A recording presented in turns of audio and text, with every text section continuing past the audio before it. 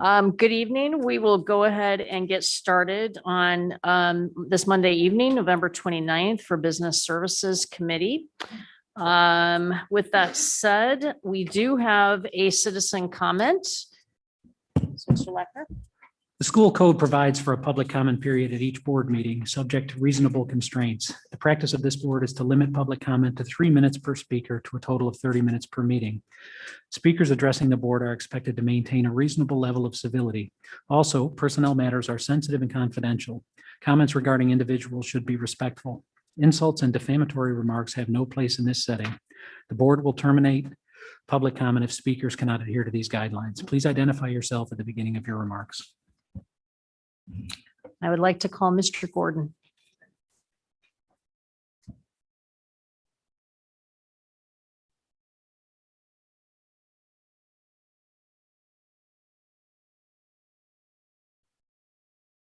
Good evening.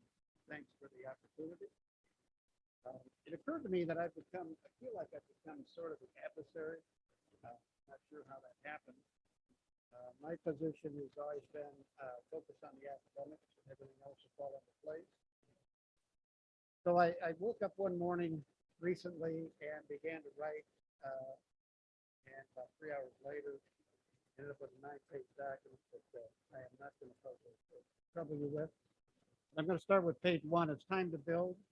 With academics, we all agree that the position of the school is not where you want to be, I think.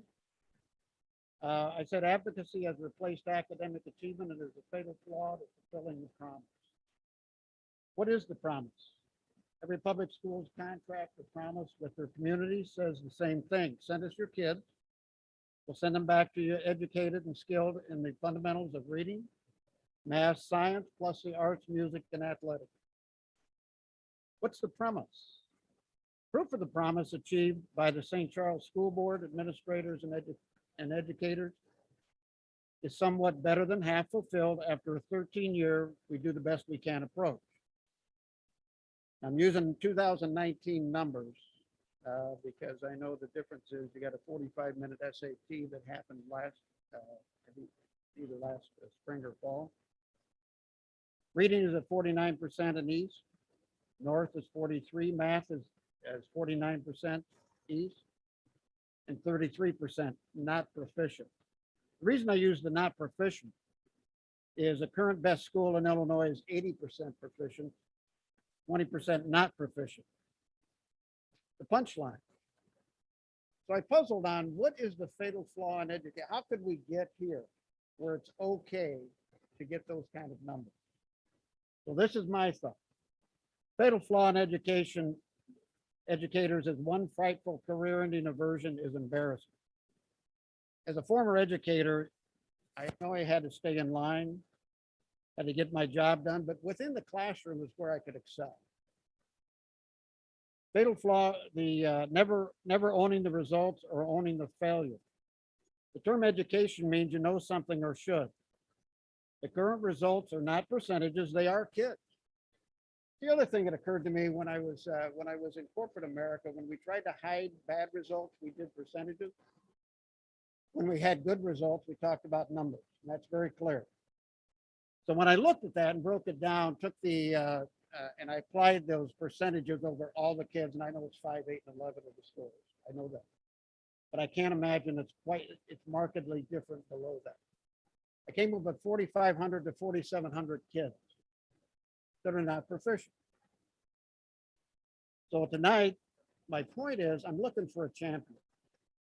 I haven't found one yet, and thank you, but I am looking for a champion for academics. Thank you.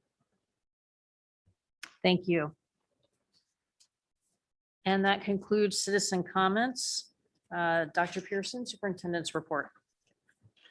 Thank you, Mrs. Fairgrieve. This is the time of year when we begin to work with families as they make decisions about course selection for the coming school year. And I wanted to just announce some upcoming events and activities that will provide additional information. The first one is this Wednesday night, December the 1st. We are hosting an early college credit information night. It will be held at North High School starting at 6:30 p.m. The evening focuses on information about the various dual credit opportunities available to high school students. So it's open to anyone from any of our campuses that might be interested in pursuing either on-campus, in-district dual credit courses or dual credit courses through one of our partner organizations. We also have an open house next Tuesday, December the 7th at 7 p.m. for Compass Academy, which will be held right here in this building. I also wanted to mention that the Parent University, which is next Thursday night, December the 9th, will be focusing on the Empower program. And it begins at 6 p.m. It is a virtual event and parents can register for it on the district website if they're interested in participating.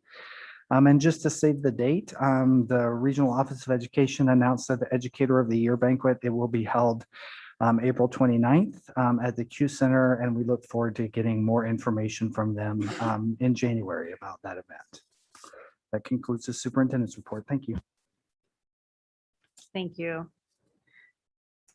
Okay, next, moving to for discussion, we'll start with our standing agenda item around Mid-Valley Financial Report for month end of October. Okay, so Mid-Valley is reporting that revenue is trending slightly behind the prior year, but this is really due to just a late receipt of ALOP funds, and that would be a timing issue. And all other revenue expenditures are on track for the year. Okay, moving on to item B, which is also another standing agenda item around the D303 financial report for month ending October 31. So for this time period, the revenue is trending ahead of the prior year. You'll note that the district has received the first categorical payment for this school year, and we received that on October 25th, and it is reflected in this report. And the timing of this first categorical payment does correlate with about the same time frame of when we received our first one last year. Expenditures are trending slightly ahead of the prior year, but there are no areas of concern at this time.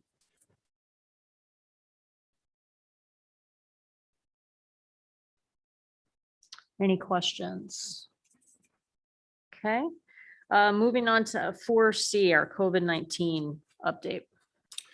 As of October 31st, there were no additional grant expenditures related to COVID-19. So total grant expenditures right now are roughly 2.6 million. We do have a little bit of movement on the FEMA grant that the district applied for. We did receive a notification letting us know that they denied roughly $4,800 of the $350,000 that we applied for. That was the HEPA air purifiers. Their reasoning was that they considered that an operational expense and not related directly to the pandemic. I'm still trying to clarify with FEMA now whether or not this partial denial means that the remaining $348,000 is approved or if that's still in review.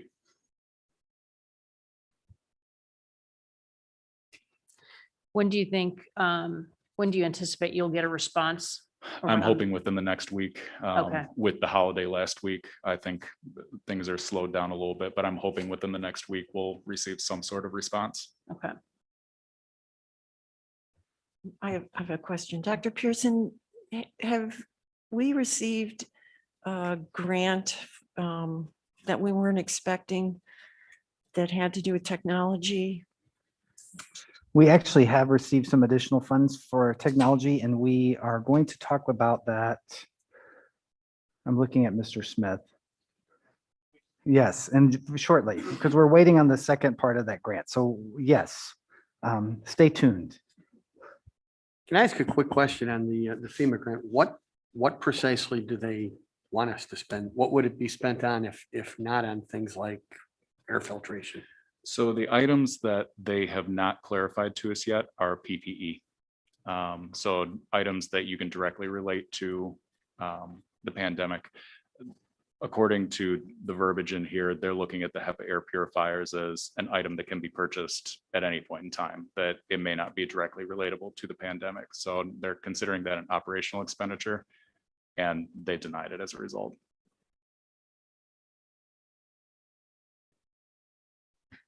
So can you expand at least on the surface level related to the grant?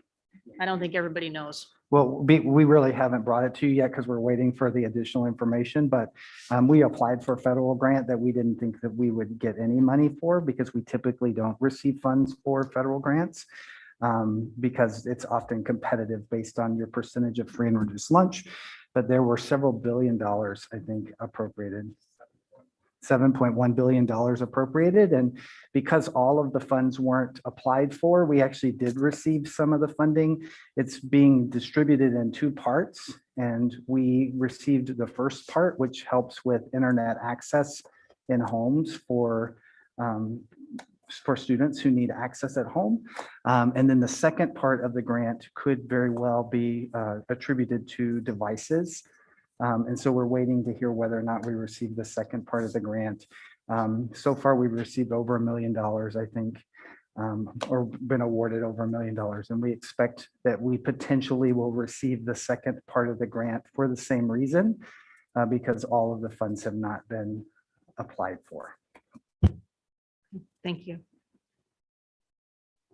Any other questions or comments?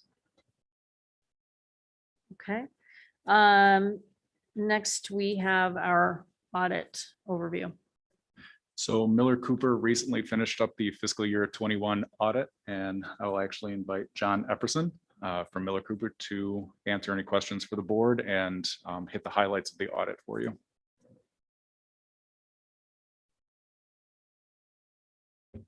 Good evening. Yeah, so as Justin mentioned, I'm not going to go through every single one of these pages. It's a 146-page document. I think everybody will appreciate that. I did want to highlight a couple of things on the letters and then just a couple of things within the financial statements themselves. And then you guys can ask me any additional questions that you may have at the end. So the first letter I want to go, go over real quick is the one that begins with our responsibility under auditing standards generally accepted in the United States of America. And it's just a standard letter that's issued to the board to discuss our audit requirements and stuff of that nature. The areas that I did want to highlight are significant accounting pronouncements adopted in the current year. There were two of them that actually had an effect that you'll see that are different from last year in the financial report. The first is the Governmental Accounting Standards Board statement number 84.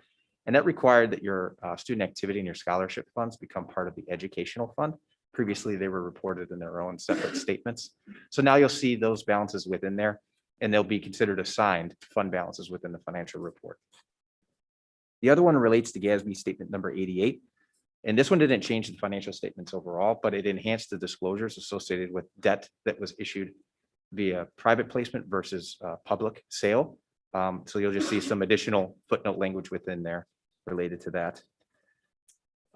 It also goes into certain future accounting pronouncements that will be applicable. There aren't any that are really all that significant to the district, so I won't really highlight them in any way.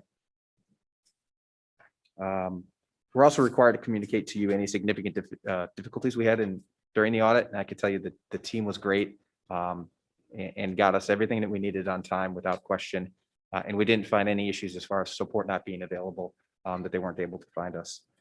We're also required to communicate to you any uncorrected or corrected misstatements that we considered significant enough to report, and we don't have any to report to you. Any questions on this letter? The next letter we have is what's referred to as the controlled efficiency letter, and controlled efficiencies are categorized into three different types based upon their severity: material weakness, a significant deficiency, and a controlled deficiency. Material weakness would be anything that would lead to a material misstatement in the financials. Significant deficiency is where you have multiple issues that may lead to a potential material misstatement in the future. And a controlled deficiency is more of those procedural things where, they're important controls, but they're not anything that are very alarming.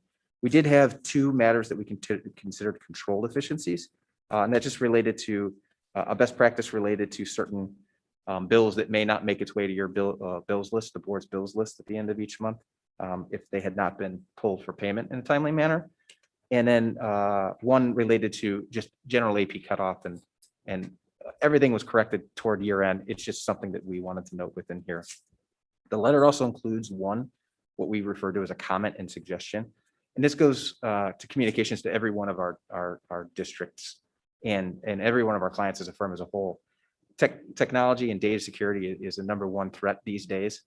It's not, you don't have huge financial amounts that are tied up into it, but there's a lot of information that can be exposed, or you could have servers that get hacked and thus taken over. There's significant risks out there. So we just like to report it each year to update your policies and review for any potential security vulnerabilities. Are there any questions on the control letter? Okay. So the highlights of the financial statements, again, you don't have to follow along on every single page. I just wanted to point out just a couple of things to you. First of all, on page 1 of the report is our actual opinion. And I'm pleased to announce that we expressed what's referred to as an unmodified opinion or clean opinion, which means that we believe the financial statements are fairly stated in all material respects. The next section of the report that's of interest begins on page 5. And this is the management discussion analysis. I like to refer everybody to this page, these pages, because they do summarize a lot of the information from management's perspective at a summarized level of the events that occurred during fiscal year 2021. Beginning on page 16 and 17, these are your government-wide financial statements that are prepared on a full accrual basis of accounting. These are different from what you see on a normal day-to-day basis or month-to-month basis. So these will include certain things such as long-term debt and capital assets that are typically expended and shown as proceeds, other financing sources on the fund level. They're capitalized and amortized and paid off, and the debt is reduced as they're paid off over time. Beginning on page 18 is the fund level statements that you're typically used to seeing sort of on a month-to-month basis. The next page is 26, and this is the notes to the financial statement. So this includes a lot of the details that support all of the financial statements that are toward the front.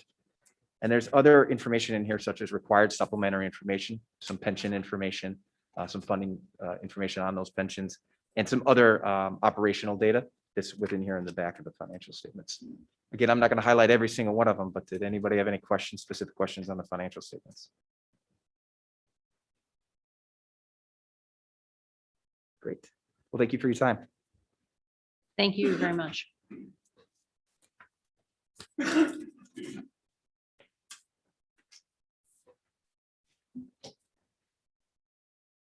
Okay, our next item, and looking back at the agenda, is item 4E, public hearing to adopt aggregate tax levy for the year 2021. So historically, the board has held a public hearing prior to adoption of the tax levy each year. We are recommending that the public hearing be scheduled for the regular December board meeting on December 13th. Any questions, concerns with the timing? Okay. And then moving to F, which is the resolution to adopt the 2021 aggregate tax levy. So this is the actual resolution that will be filed with the counties. It reflects the numbers that were presented to the board last month at business services. Nothing in the tentative tax levy has changed, so those have now shifted to the final numbers. And following the hearing and following adoption of the tax levy, we will file these with the counties.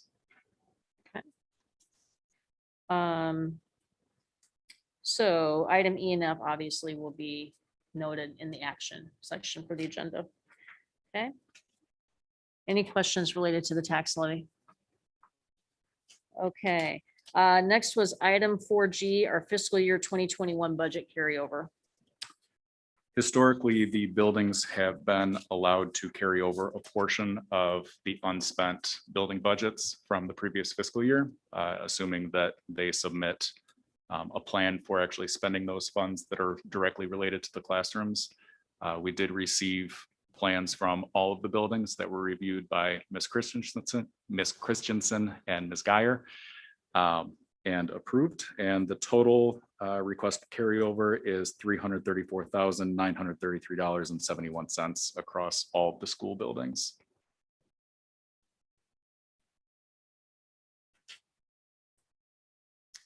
Any questions related to this one?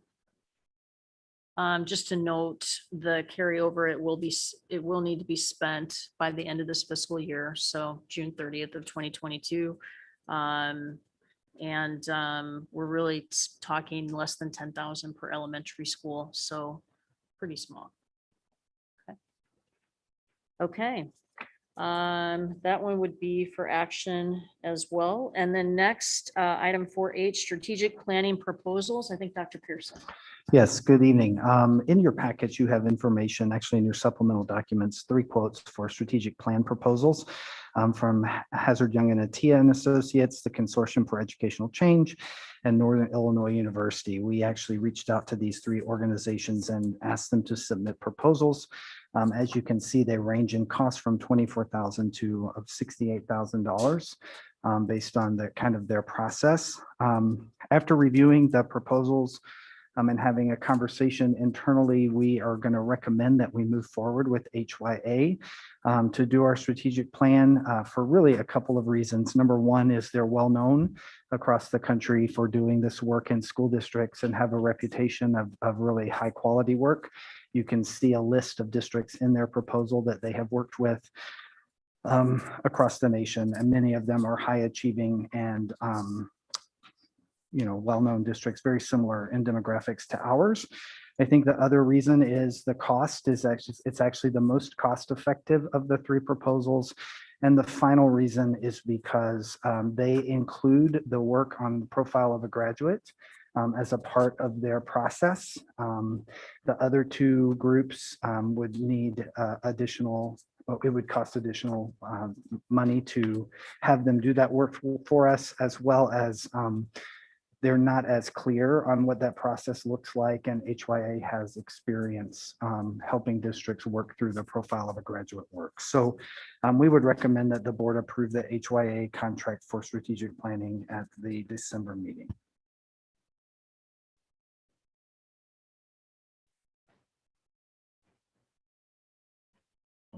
Dr. Pearson, how do you see,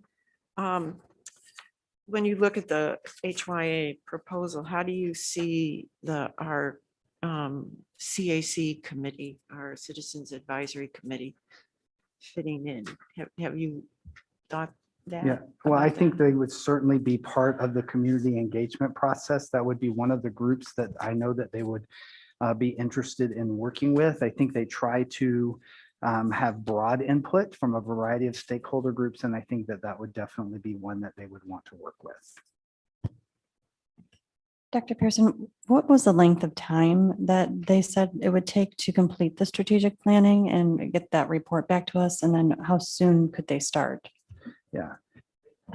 According to the timeline that we have here, they would start in January with the pre-planning and then begin the data collection, focus groups, and analysis in February. And you can see on page 9 of their proposal, kind of the timeline. It looks like their plan would be to be completed with the process by the end of May, early June.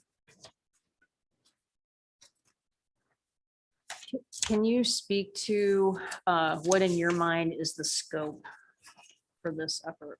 Yeah. So I think that there's, as they think about what they're going to do for us, is they're going to collect all of the data. So really if you look at their plan, they actually have 3 phases, which is kind of the engagement process, which is the focus groups, the data analysis, the community survey, and then a needs assessment report that they would provide to the board. Then they work through from that needs assessment report and help us kind of reevaluate the vision that we have for the district in combination with the profile of a graduate, or clarifying the outcomes that we have identified as a community to be most important when we think about what students are able to achieve and attain when they leave us. And they graduate from our district. They also will help us revisit our core values, our strategic goals, and our objectives related to those goals. And then they'll help us then walk through a process to put a work plan together with the goals, the strategies, and a timeline. So it's a very broad process, but it's also going to give us some deliverables that I think will be tangible for the board as they move forward. And one follow-up, but the scope, though, it would be fair to say is really academically education-based versus facility strategy or, Oh, correct. Yeah, it really is about the academic outcomes. Yeah. With the kind of the profile of the graduate being the end outcome, and then kind of looking at our data and identifying any kind of gaps, and then also perceptions that people have about their experience with the district. Dr. Pearson, over the last couple of months, we've had some discussions around district goals in various settings, committee meetings and board reviews of particular data. How do you envision this strategic planning process interacting with or integrating with the goal setting discussion? Yeah, I think we've done some really nice work on what could potentially be components of the work plan, which is kind of the last step of the process. So I think I would envision a couple of things. One is, as we've worked through the goals, we've said we want to clarify kind of the outcome around the profile of a graduate, which is really broad community-based work. I think the next piece is that we would want to validate that based on the feedback, both from the community survey as well as kind of the focus groups, that the work that we've identified is the right work. And then I think if that's the case, then we can provide that kind of initial document that we've worked on to HYA and ask them to help us validate it with the community input, but then also enhance that and include it as part of the work plan.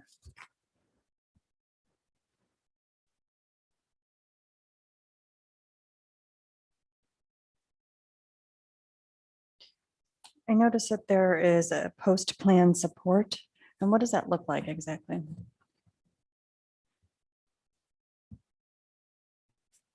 I would have to get additional clarification from them, but I think that it would be having a conversation with us about any additional support that we may need or additional resources that we might want to access after our plan has been put together. But I can get clarification on exactly what they mean by that. I think also if you, I direct you to maybe page 12, and it talks about optional services related to implementation plan.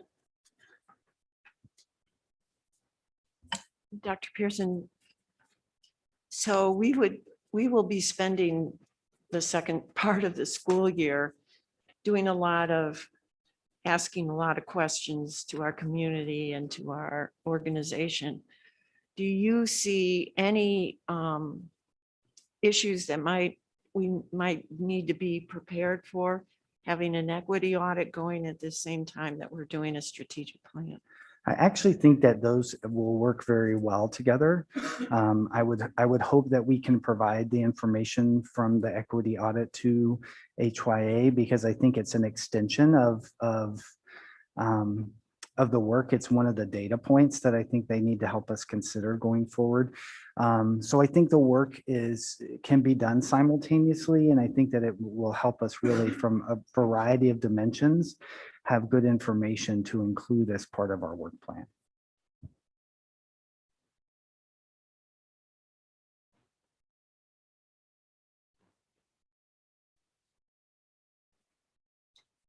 Any other, Mrs. Bo, do you have? Okay. So with that, I'm not hearing anything to the contrary, so this would move to action for our next board meeting in December. Okay. Okay, and then our next item, we're at 4I, would be the facility master plan update. I think we have several.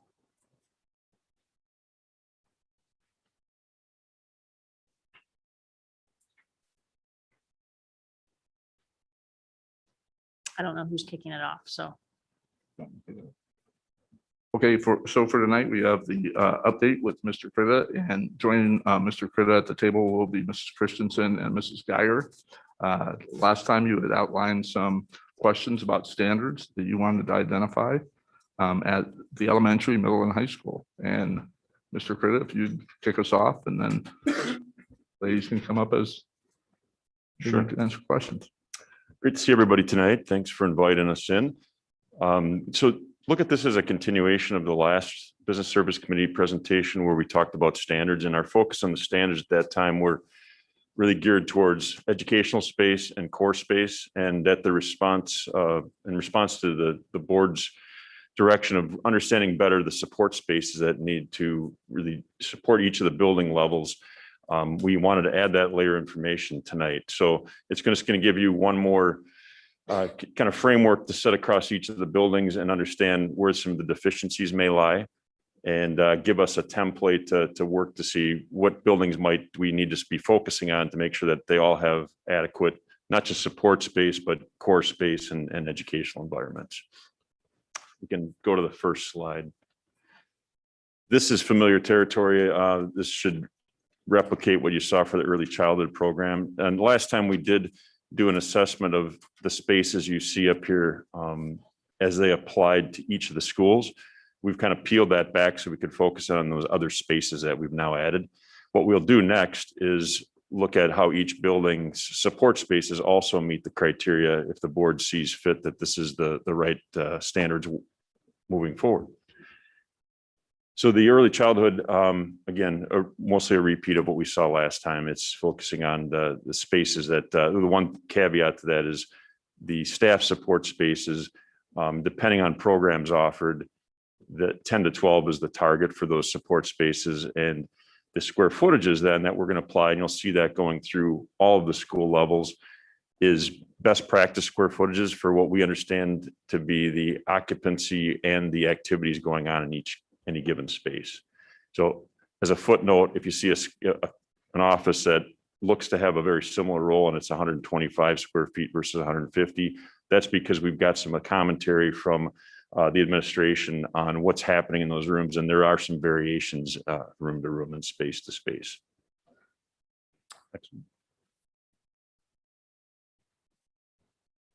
So the next one is the elementary schools, and the far right two columns then are adding that support space. Again, looking at the types of spaces, what we've asked the administration to consider is what would make these buildings function ideally, even if the space does not exist. We want to make sure we have spaces carved out of the program to accommodate that in a perfect situation. So that's the list. The square footage again are based on best practice. So there's always going to be some nuance to those square footages from a standpoint of how you deliver programs or how many students are in a space at a given time. But we wanted to at least set a starting point for that discussion. So there will be a little bit of give and take as we look at how these apply to each building. Any questions? How do we establish a best practice for these standards? So you keep using the phrase best practice. Whose practice is best, and from where does that number come? Good question. So what we look at is how we've organized space. We also look at templates we've used for many new schools or renovations. Those are also based on kind of our industry standards, but a lot of it has to do with how you set furniture in a space. For instance, where does a desk go? How many students might be coming or other occupants coming to that space? Can you get a table and 4 chairs in that area? And that creates some kind of criteria for us to generate a baseline of square footage. And there's not necessarily you'll see some ranges on a few of these. There's not necessarily a set one for any given type of space. But when I say best practice, that's really looking at what's worked in the past and what do we kind of accept or adopt in our industry from office space or activity space as we apply it to other districts and other schools.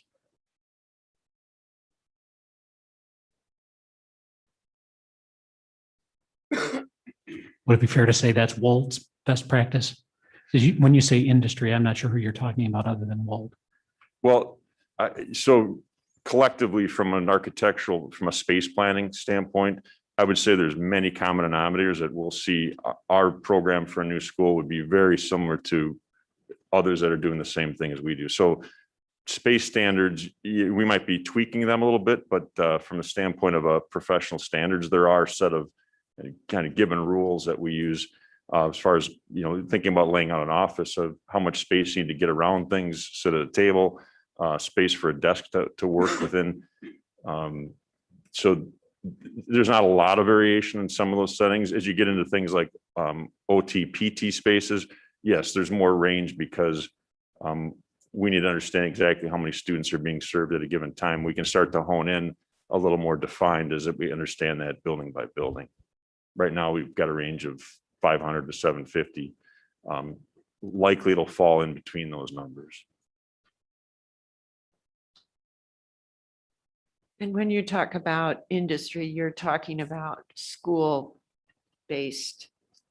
architectural work, not high rise, or you're looking at Correct. Yeah, building Yep. schools. in an educational setting. Yep. Other questions or clarification on that? Well, so topic? just to recap what we just heard, so the square footage in particular, it's a combination of looking at what the school-based architectural space planning standards are, plus your experience related to new schools and what you've seen develop there as well, and or with renovations. Yeah, that's great recap. And did we bounce this off of district leadership as well, so that they could kind of at least visualize contextually what this means and get their initial thoughts? Yeah, so the first layer, I think establishing what those spaces are, I think from a square footage standpoint of if something's 125 square feet, we don't expect everybody to understand what that, how much space that is. So as we go now building by building, we'll understand this is a space that works for counseling suite. And we can say, well, this is 100 square feet versus 125. We can start to tweak these a little bit based on what's working in each of the buildings.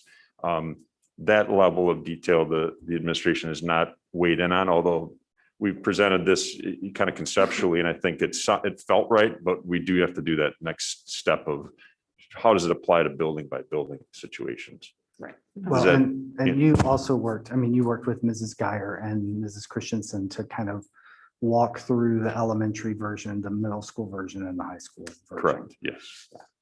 I also wanted to mention while we're on this topic, because the next step in this process is actually then to apply these standards to our current facilities. We've made some decisions with the elementary school that will impact that report for you, and I want to just talk about a couple of those here. Our elementary buildings are of we have various sized schools. We have some schools that are 3-section, we have some that are 3.5-section, we have some that are 4-section schools or built for that purpose. Given some of the feedback that we've heard, both from staff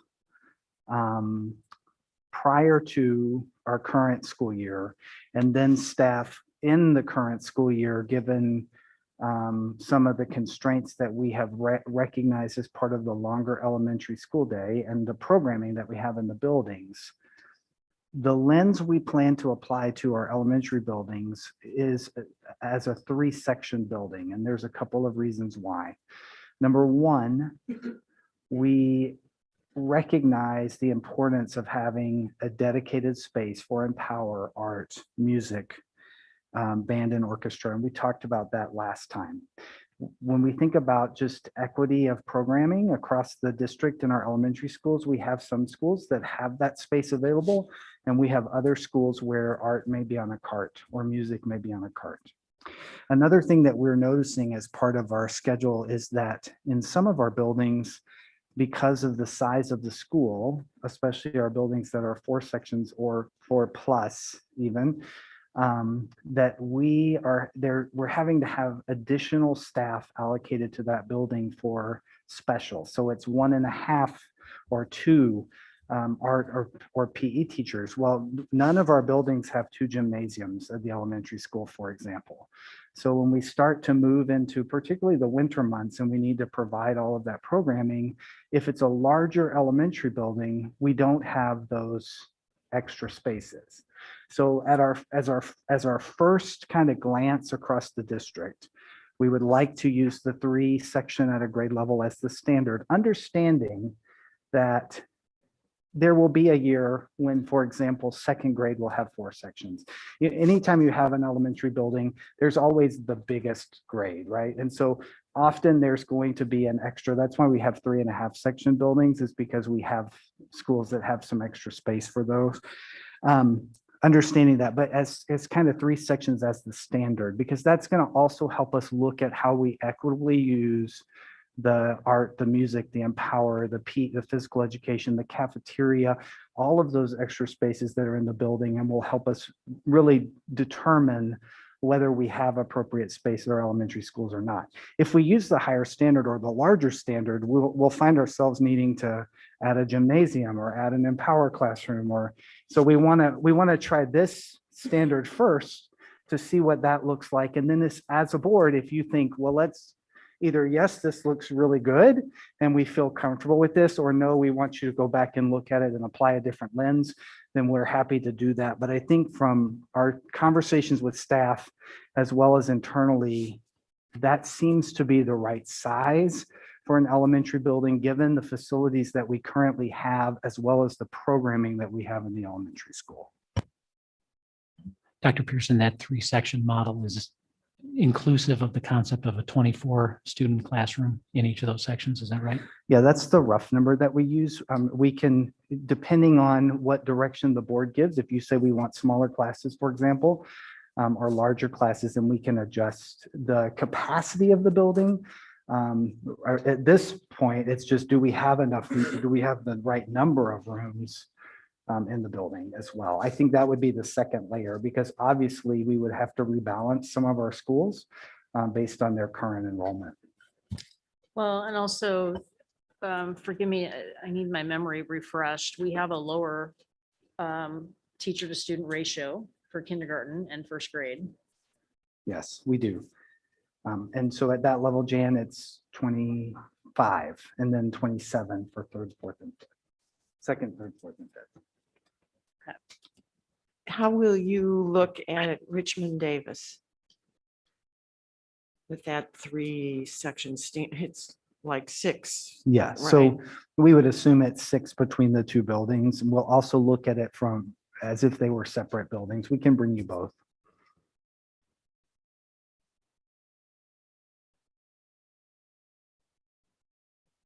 Any other questions on elementary support space? Can look at the middle school things. Similarly, there's more spaces, obviously, start to get a little more defined in the middle school setting as we will in the high school. But same process, looking at standards for different size spaces based on the activity and the furnishings and the occupancy of those different rooms. Questions on the middle school? I know this is a silly question. But it always has seemed odd to me that the bigger the bodies, the smaller the square footage. I know they sit still more still than 5-year-olds do, but that, when you look at the size of the middle school classroom, that is best practice, I assume, even though it's smaller than what we're looking at elementary. So, in the size of middle school and some of the high school classrooms, best practice would be targeting around 800, 850 square feet. And yes, they need less storage in the rooms. They're coming in and out of those spaces. Is it compared to an elementary school environment? So we know that they can be slightly smaller. We also understand that in the district, there is a threshold of 735 that applies to a lot of different classrooms at the North and Redling buildings. So we've created that as a baseline because it seems like that size classroom has been working, especially if you can have some support or extended learning environments beyond that. And both those schools have that potential with the resource areas outside the classroom environment. So it's a way to kind of take a little bit of the pressure off of a classroom. But from a standardization, we called it a minimum size. You'd like to shoot at 800 plus for a secondary classroom environment. But we also know there's a lot of classrooms. I think in the last presentation actually showed how many classrooms would fall below even the 735, especially at East High School. Does that answer the question, Becky? So one request I would have then, as you're evaluating the middle schools and I guess the high schools too, can you also provide for us the number of rooms that we have that don't meet the best practice of the 800 to 850? And then also I'm interested also in more feedback around, and you may not have it today, but around the instructional classrooms and that it's been working. I'd like to make sure that we're also getting the teacher voice related to that and, you know, who's making the determination that it's working. That's fair. I don't have that off the Yeah. Fingertips tonight, but we can research that. Okay.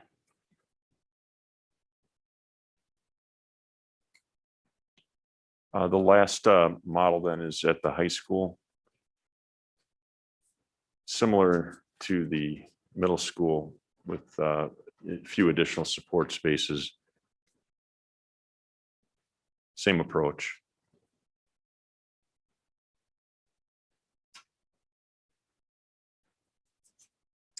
So one of the other layers of this will be, as we look at each building specifically, is how many of any given space is required for that building based on program needs or enrollment. The population of the building could be pressing that too. So at the high school and high school and the middle schools, we know that there's not just one counselor or one teacher's office. We know that we have to apply some quantities to make sure they fit the ideal count for each of those settings.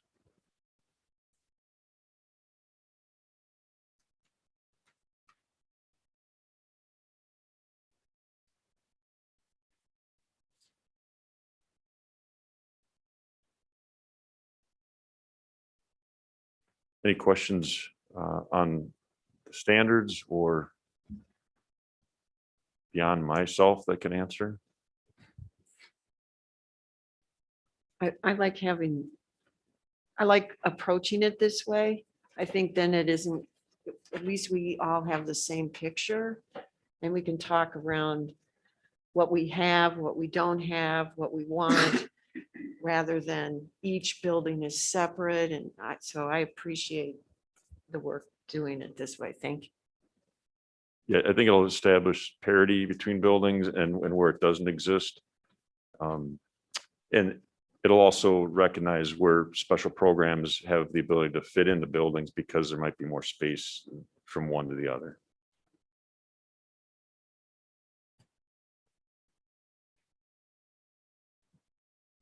We talk a lot about best practices here, and this is an establishment of D303 standards, if I read it rightly, and we'd use these in our planning. Do you have a range of high-performing schools and what their planning standards look like that you can share, either from your client base or from around Northern Illinois? Let's say, for example, this district that we might consider a benchmark for performance has this physical standard in their planning documents. Yeah, I could offer some examples that would probably give you some context of the standards. I think the one uniqueness is every district's going to have some program nuance and things and size of classes, and all those things will play a role into how it affects space for any given labeled environment. But we can certainly, you'll find some common denominators that might be helpful. Could that be delivered to the board members prior to the 13th, December 13th, when we're looking at voting on Yes. this? Thanks.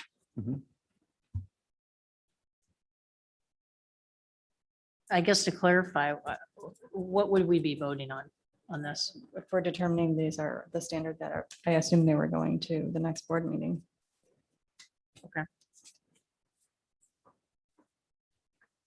We're going to vote on the standards. I guess I just assumed this was a planning process. I guess from my standpoint, before I would vote to this, I'd like to understand what the reconciliation looks like of the 800 to 850 versus the 735.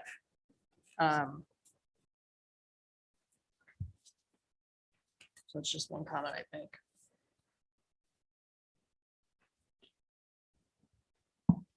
I guess if we want to hold off on looking at this at the board table, I would want to make sure that we've all been able to put our voice to it. I'm not saying it needs to be December 13th. I assumed with the next board meeting, we would be looking at that. But I do think at a certain point, we need to say that, yes, this is what we've decided. But if we want to hold off and wait till another business service meeting, I'm totally fine with that. Okay.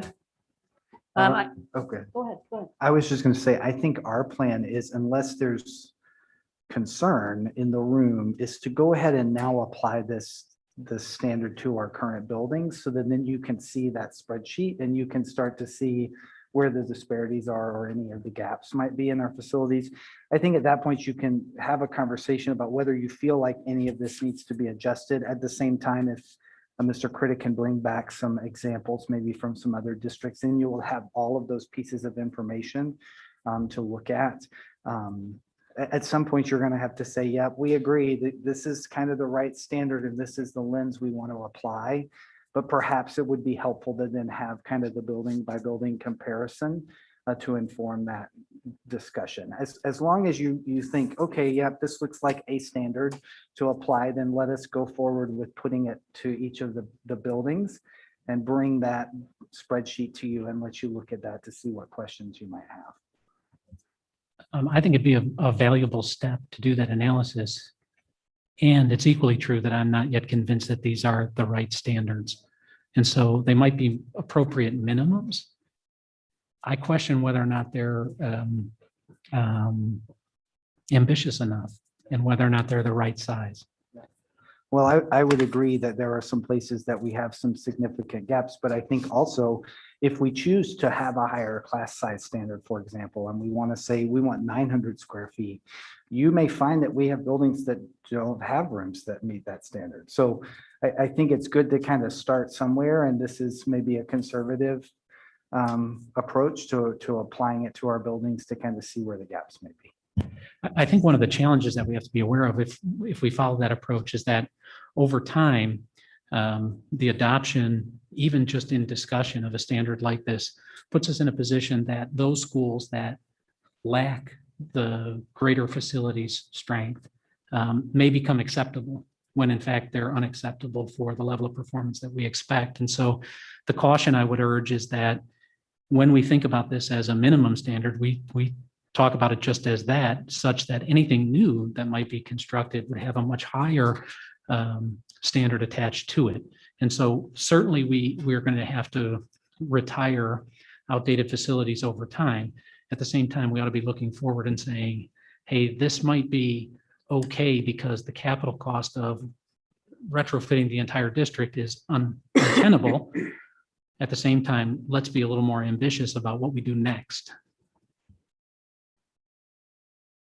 So the only question I would have, obviously, this relates to class size as well as time spent in class.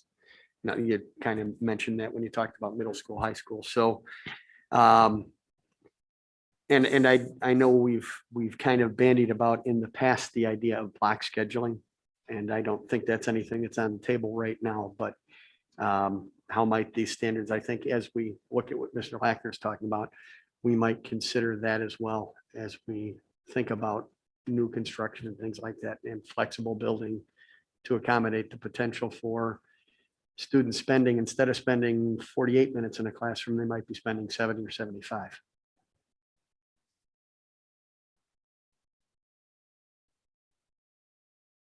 So I think what I'm hearing then, this would not be a board meeting agenda item for December, but it will be on our business services committee, which we had already discussed it would be anyway as a standing item. So the work that we'll review and talk about next month will be related to the reconciliation of our buildings with these standards. Also, hopefully we'll get more information related to best practices of other higher performing districts and the reconciliation of the square footage for middle school and high school.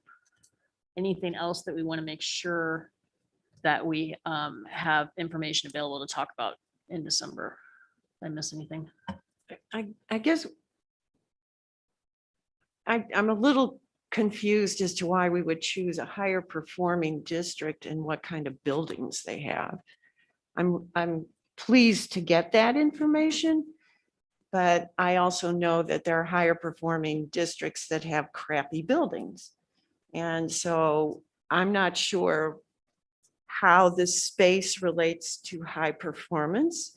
I do know it relates to teacher organization, instructional practices and implementing. So I don't want us to get off track that I've been in districts where the facilities have been retrofitted and it was a high performing district. I've been in a district that was less performing, but had a brand new high school. So it doesn't, that just doesn't relate to me in my thinking, though I'm happy to get that information. I'm just not sure. I think it's That's- one data point. Okay, That as would be long as my it doesn't view. become encompassing what when we're talking about what it takes to be high performing. Yeah, that would be my one perspective, and anyone else, please jump in, but I think it's one data point, just like I'd mentioned earlier. I think it's important to get the teacher voice component. To me, that would be another data element. If they don't feel, the size is working, that's a huge hurdle that we need to overcome. So did you have something, Mr. McNally? Not really, but I'm thinking about that. And as we talk about performance and some of the things you say, you talked about teacher organization and planning space and things like that. I think they do have an impact on performance. And frankly, we've got a $50 million project about 200 yards from here that was based upon the idea that that space was necessary to help improve academic performance. So I think that it's something that we need to consider. And again, it's just one data point. I've always been the advocate that the best thing you spend your money on are your people, but they have to be in buildings where they can be organized and do their job well. I would say, I mean, I agree with it. It being one data point, performance is multifactored. I mean, there are so many things that go into it.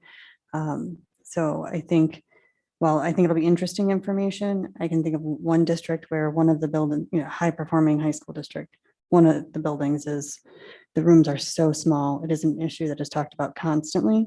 But that doesn't mean that there aren't other factors that go into their performance. I think that's what Mrs. McCabe was talking about.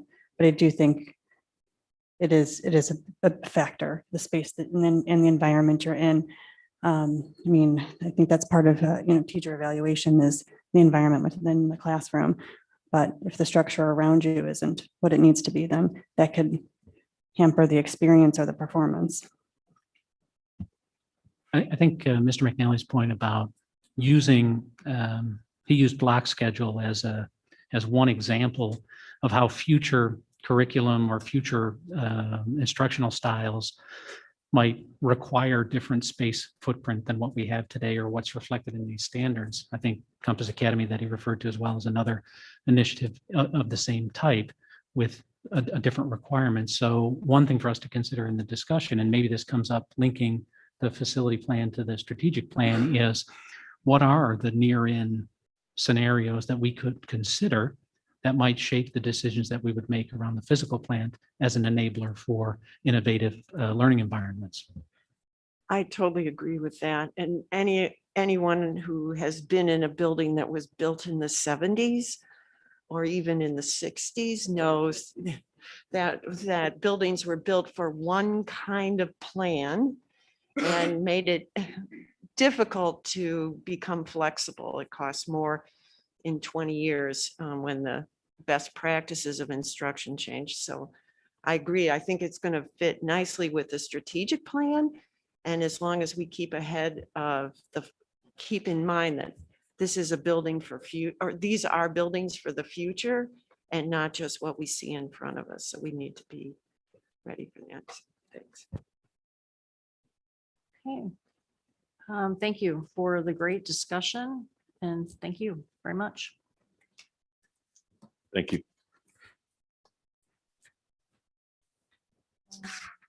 Okay, next, I think it's Mr. Baird. Again, the summer 2022 capital projects equipment purchases. Thank you, Mr. Reed. One of the things that Mr. Critta had identified at a previous meeting, we had talked about the possibility of doing gymnasiums or cafeterias, doing that kind of AC work. What was the lead time on the purchase the said mechanical units, whether they be rooftop or ground units, and how long that lead time was, and even prior to that, the specification program timeline.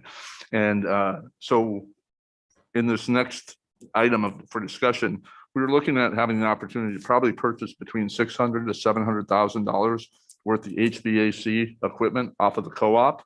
And to be able to do that, we did meet with Wold to identify that, you know, they would be creating the specifications, but if we were to purchase that off the co-op prior, we would have that and already be in the timeline. With school getting out mid-May, and then us starting up virtually August 10th of next year with teachers coming back, our window of opportunity is small for large construction projects. So we're asking that opportunity. Mr. Attaway, I know you checked with the attorneys on purchasing off a co-op and you have some history, so if you could share that. Sure. So the organization is Omnia Partners. They are the joint purchasing cooperative. We asked the attorney to review not only Omnia Partners themselves, but also the specific contract that the Train HVAC equipment would be coming from. He's included a letter in your supplemental packets with his opinion. After going through the contract, he determined that it meets all of the joint purchasing statutes and all of the procurement statutes in the state of Illinois and in the state in which the contract was originally signed. So it is his belief that it is appropriate and it is legal to move forward with a contract such as this. And just in addition to that, Mr. Critter, we did meet with him about having that in writing as far as the items that would be purchased. You know, one of the things is I don't have experience with this, Mr. Attaway does, but as far as, you know, as specifications are drawn and things are identified, I was very happy to say that Dan Critter and Wold would put that in writing to say that if there were any adjustments or anything, correct, Mr. Critter? Your words are so kind. It was a little different when you first brought this to my attention. The accountability side of things, obviously we're accelerating one part of the puzzle. We're sizing equipment and selecting equipment that can be direct purchase and then basically handed over to the contractor. And we want that handoff to be as smooth as possible. So we are signing our name to this, but it's no different than any other project. We're still designing the piece of equipment. We're still having it integrated into a project. A contractor, whether he's buying it or he's getting handed this product, still has the accountability to put it in and per specification. So we understand there's liability involved, and the little bit faster pace to get to that equipment sizing and selection it can make people nervous. But we're doing this in a couple other districts right now. It's becoming more popular just because of lead times, and the environment that we're in right now is making mechanical work, HVAC work really difficult in this market to have summer construction as early as next year. So that's really what drove this decision, or at least the offer to decide this. What's the dollar amount? It'll be a little over 600,000 is what the construction costs we have right now in there, but probably between 600 and 700,000 at the top. And that would be multiple units, including rooftop, chillers, ground units, and univents at 3 of our elementary that we also submitted for that grant for the univents. So, These are all replacement. yes, all Yeah. replacement. Yes.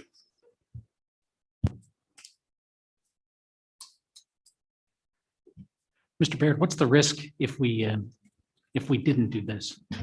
If we didn't do it, usually the specifications as they're drawn up over the Christmas break, what would identify is you have timelines of bidding requirements that you would have to go out. We may not get out to bid and then get back to the Board of Education possibly until March.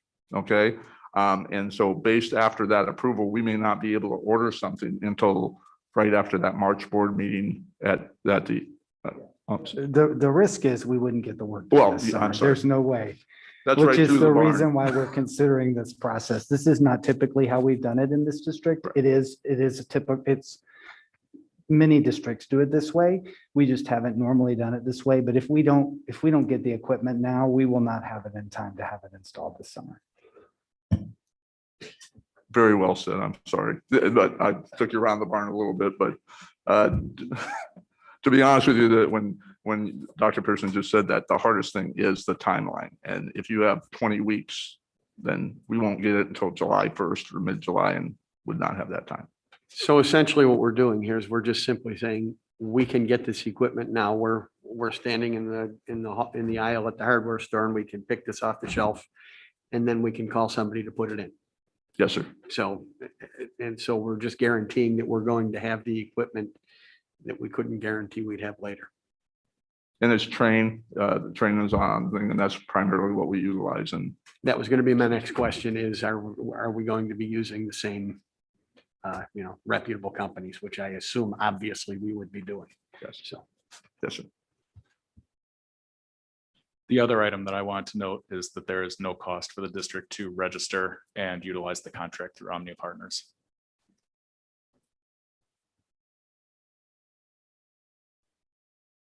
Any other questions on that item? Okay, so that would be for action.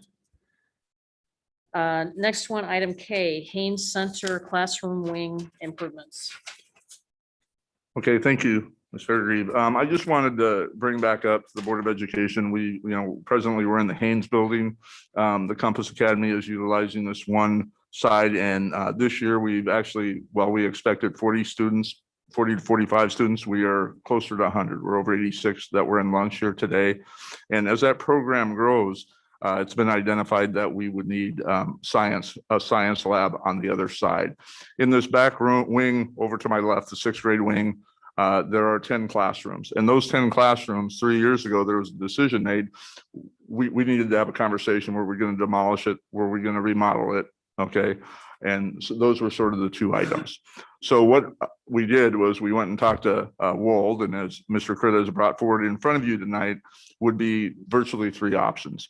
The ones that have grown are the decision whether we would remodel, okay, or we remodel completely, or just do 2 classrooms. And if we were just going to be doing 2 classrooms, as you saw in the pack, that would be $1.3 million. Now, the one thing that did happen on that building is we stopped the fire suppression right at that wall. So at that wall that's right leads into the hallway, that's where our fire suppression system, so sprinkling ends. So we will need to sprinkle all those entire 10 rooms at that time. Another thing that's not in here, the entire package is $2 million. The high end is 1.8 million if we completely remodel the 10 rooms. If we only do the 2 rooms, it's 1.3. And then if we go ahead and we go with the demolition, it's about 380. The thing that's missing in here is the ceiling tiles and the VCT tiles in that they are hot. And so that would need to have an abatement. And that abatement was actually, we bid that as an alternate 3 years ago. And those abatement numbers are probably going to be between 160 to 200,000 for the abatement. So ultimately in front of you, what we're trying to get some direction on is sort of with construction and the things that we're looking at now. If we were going to go forward, we would like your guidance, whether we just do those 2 classrooms for 1.3 million, or if we're going to go ahead and do the entire wing for the $2 million. And that would include the asbestos abatement. One last thing, Dr. Pearson, do you just want to share how we would pay for this? What? We actually have the money in the O&M reserve. Mr. Baird didn't spend all of his budget last year, so we have enough money to cover the cost of this in the reserve. I think it's important to note, I think when we first looked at the cost of renovating this space, it was 1.2 million. It's now, every year that passes that we leave it untouched will increase the cost. Unfortunately, because it doesn't have the fire suppression system, we can't occupy the space in its current state. So we can't use it right now. So we either need to go ahead and renovate it or tear it down. Our recommendation is we really do need the science labs.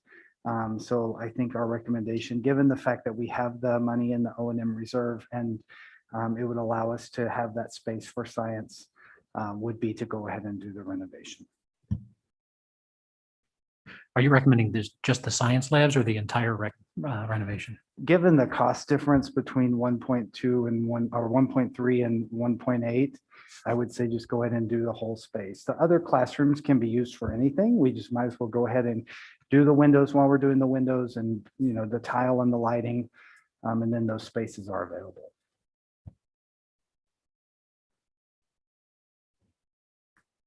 So as I recall, this was a huge discussion. Delayed us making decisions. And if we were to demolish, we still need the rooms. So that is an additional cost that we're gonna have to figure out fairly quickly, I assume, if our enrollment's going up in the program. Well, I think if you look at the way that we were able to renovate this space, and then of course this space is beautiful. I feel like given what we have there, that we certainly could do something similar in that space. And I think that it would be useful going forward for many years for the district.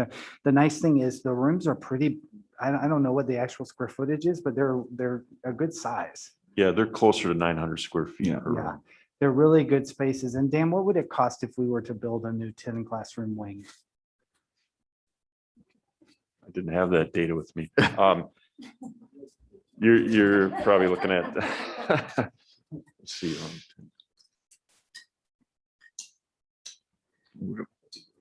I suspect the number's more than. It's gonna be a lot more than that. It's gonna be, wow, I did the math a couple weeks ago when we first started spinning this around. You're probably closer to $6+ million to build 10 classrooms in a corridor to hook up the same way you're connected to the building right now. That's just a dart. I have to do the math in my head. So maybe we made the right decision to not demolish the 6th grade wing and when we were figuring it out, right? Because now we have an opportunity. I guess I'll give you my perspective. It seems like it's an opportunity, but I haven't seen, I don't know how Compass Academy is doing.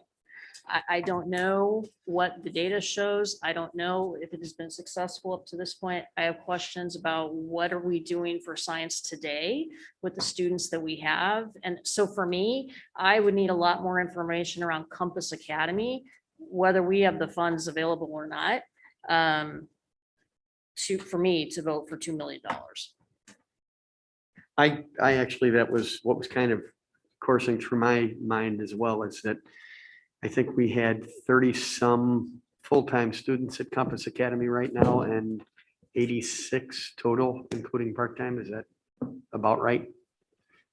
And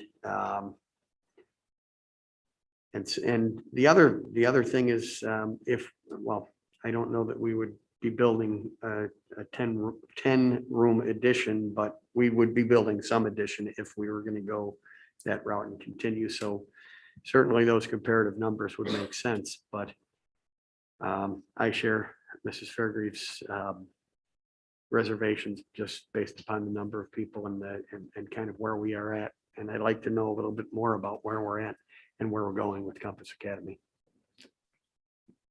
Ms. Fairgrieve, could I just share with you the one, I didn't need to get that close.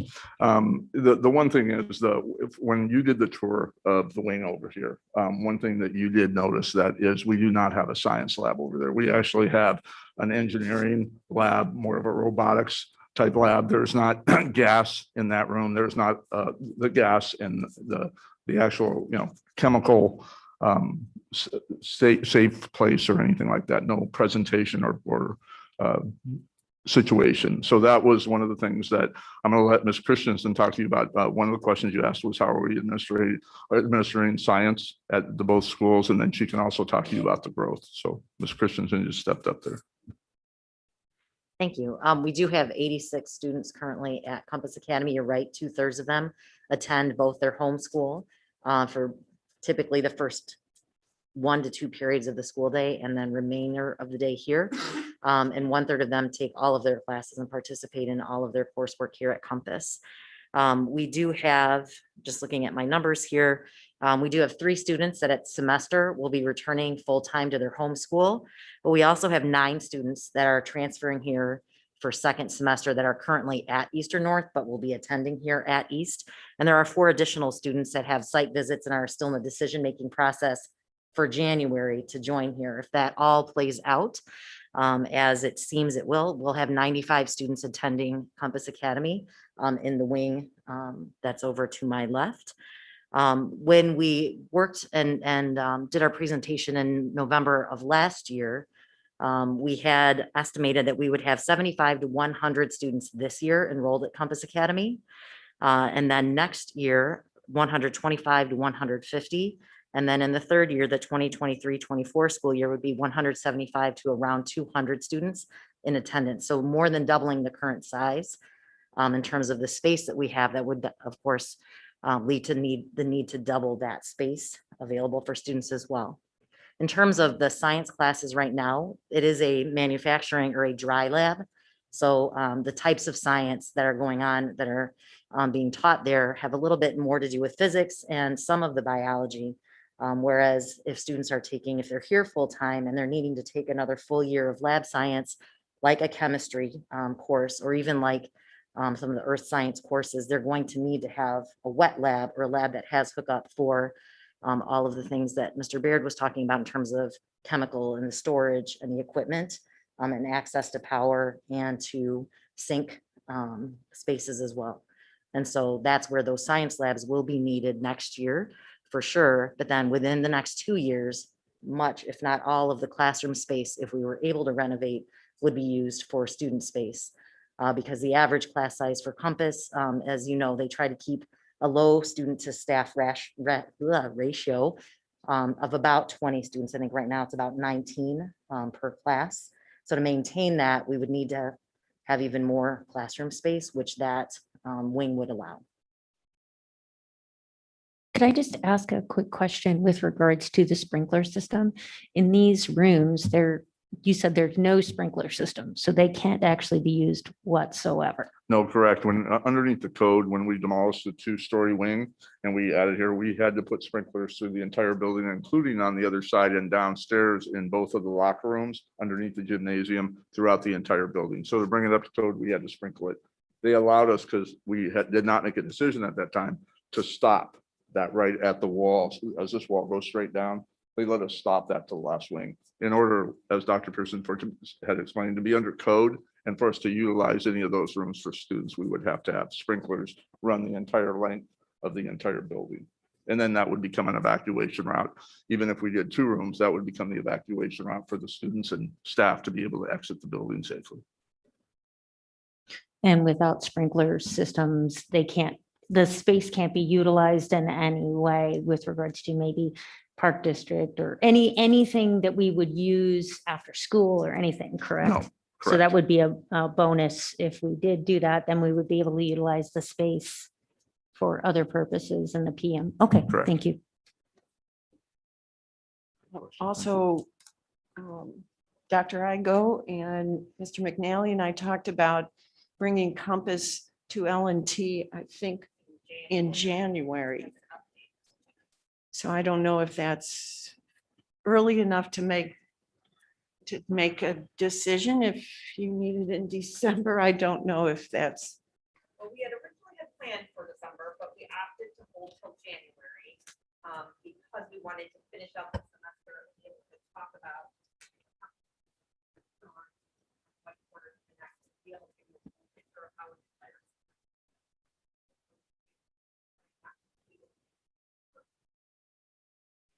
Yeah, for me, I don't know if you have any trending data or anything like that, but for me, I appreciate let me back up. I do have one follow. What if you convert the 86 to 100% utilization? So how many full-time students is that? I guess is my question, or whatever the number is part-time. So the 56, that would be one question I would have. And then I still go back to, I'm just interested in how are we measuring the success of Compass Academy? So what are our standards for success? And then how are we performing against those is my question. Intuitively, I think it probably makes sense. I just don't have a feel for how we're serving these students. and how we know.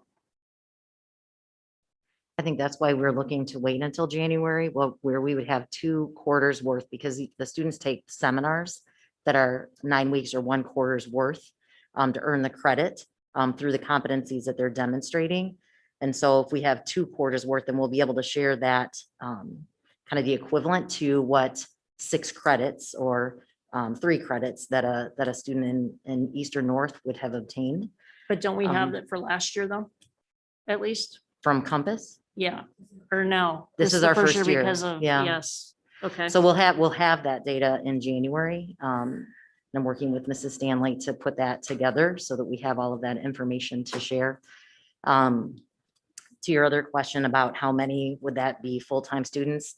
It's difficult to identify because I'm not sure. We don't have students registered yet for next year, which is probably good because it's, Well, not but even even December yet, but Right now, but we have, for next year, knowing that we could have 125 to 150 students, we'd be looking at about 100 students that would be here full-time if we were to apply the, or 1/3 of that. So 50 students would be here full-time.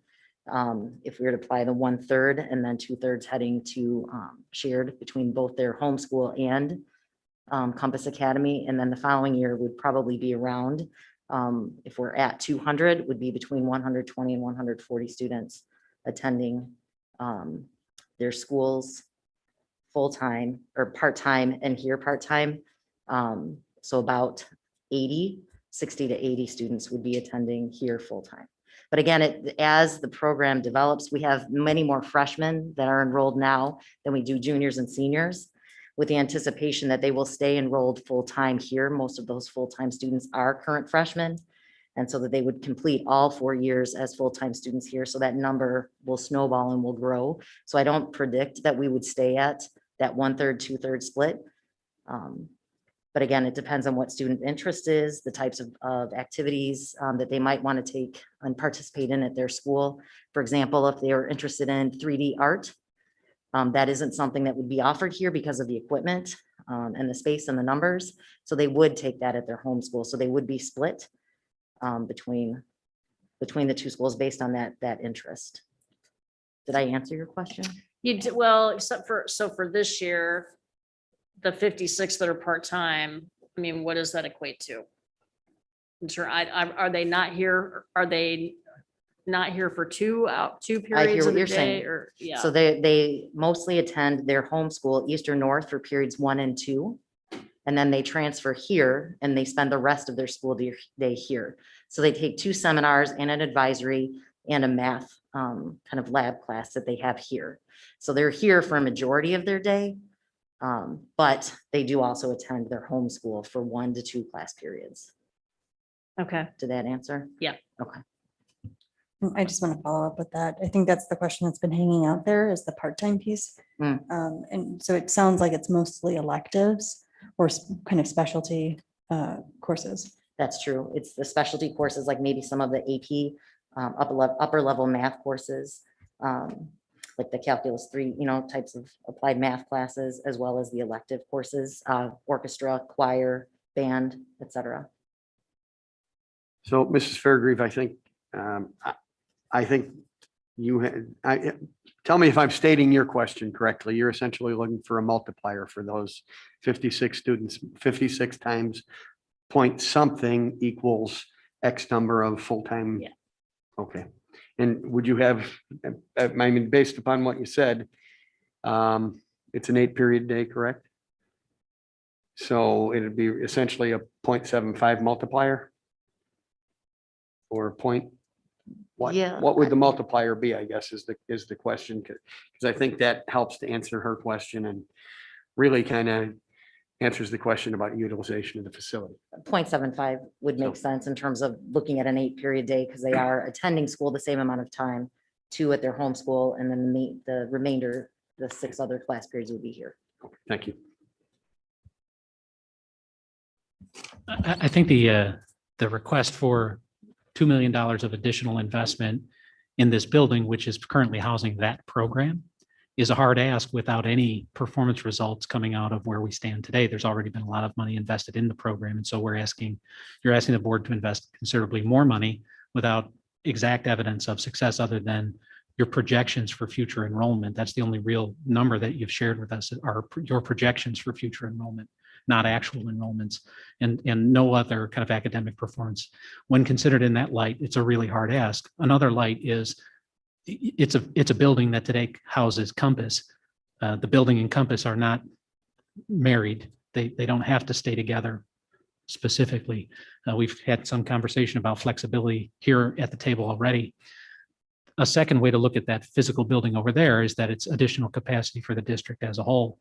Now, I don't know what we might use it for, but if considered just in terms of a bargain of adding capacity of classrooms, it strikes me that we have a potential low cost of, just doing the napkin math, about $200K per classroom for 10 classrooms versus a greenfield build of, if I heard you right, $600K per classroom. So in that sense, there's some rationale behind it. One of the things I think we ought to be asking is, what's the carrying cost of that wing today? What does it cost just to keep it heated and quote unquote on ice for future use? Because it's not necessarily something that, if the carrying cost is low, that we have to take action on immediately, except for the fact that if we fail to take action now, we lose the option of using it next year. When I hear the capacity numbers or the utilization numbers that we're talking about here, there's not a compelling case that there's a pressing need to have that capacity of those 10 classrooms for next year. We can solve that problem through whatever the transportation means are that we're using today to ferry students back and forth to their home schools for whatever wet science labs they might need. There's a way around it in the short run. So even considering it from creating additional capacity of classrooms sounds like a bargain, but it's not an expiring bargain. Yes, construction costs are going to fluctuate and inflation is inflation, but it's not an expiring bargain or an expiring option. Unless, Mr. Baird, you tell me the cost to manage that wing is exceedingly high. I can't give you the exact numbers, but that wing is not air conditioned. It is only heated. Okay. I will tell you that in the capital improvement plan, that roof was to be replaced 3 years ago. And so there are things, but if you would let me get that together for the next meeting, I will talk about everything from window treatments to the amount of heat it takes to heat that during the year, but we do not have air conditioning in there right now. And I will bring that update. So based on the discussion that I'm hearing, it sounds like at this point, the board's not really ready to move forward with that space, which is fine. But I think at this, we're kind of in a window that we have to make some decisions. So if the decision is science will not be offered at Compass next year, it will have to be done at the high schools, then we need to know that. We have to plan from a scheduling standpoint. For that, we need to make sure we communicate that to families, because we can't offer what we need to offer in the space that we currently have if it's to be housed here. And you're exactly right. It certainly can be done at the high school. That just means that we will have no full-time students in this building. That will be, everyone will be part-time, which is fine if that's the short-term solution. And that gives you more time to have additional data on the program and make determinations as to, whether or not you want to invest in the additional space. Can I clarify one of your points though, Dr. Pearson? Why would we not have any full-time next year in the building? Is that Yeah. because the 30 now they're full-time? Are they upperclassmen? Most of them are freshmen, I think. So they need to have us. So this year we accommodated the science with, I think, physics. But I think next year they're going to need a wet lab science. So, it's possible that they could not have science next year and postpone that to their junior year, but we would prefer not to do that. So, and there may be freshmen that need physics again. So I guess potentially we could have a few students that are here full-time. What was the reason this was not taken care of before? What was the reason that it was waited on or sidebarred? I'm confused. Tabled, not sidebarred, sorry. I think a lot of it was cost. I think there were differing views related to the overarching strategy as well. Would that be fair? What else would you add? We were hearing from lots of people about this building. And I think the board had to weigh a number of pieces. And we chose not to demolish because we really didn't know what the future was holding for it, as I recall. But it took us a long time to get to that place. But I also think we knew that we would need to do work on this part, that part of the building eventually. I mean, given the roof condition and things like that, if we've walked around and touched the side of the building, there are things that need to be done. So right now it's storage, but if it's to be utilized, it really does need some TLC for sure. I do have a question though. I know we have a window because I know we need to do things, when students are not present necessarily. But is it possible to push this, to wait until we hear about Compass in January, wait until we get some more information about the cost of maintaining that wing? And maybe Mr. Lackner, I know many of us here have been, and Mrs. Bell, you can actually go out and see that wing at one point. And kind of have Mr. Baird show you some of those TLC points.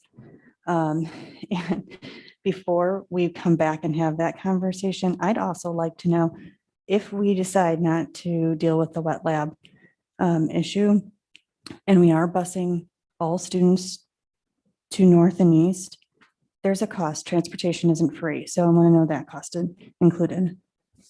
Also with regards to possibly not having enough bus drivers. I don't know if that further complicates the issue, but I think that's something to take into account if we can't house all these kids. And if we decided to do this Compass program, we should service, the educational needs of these kids.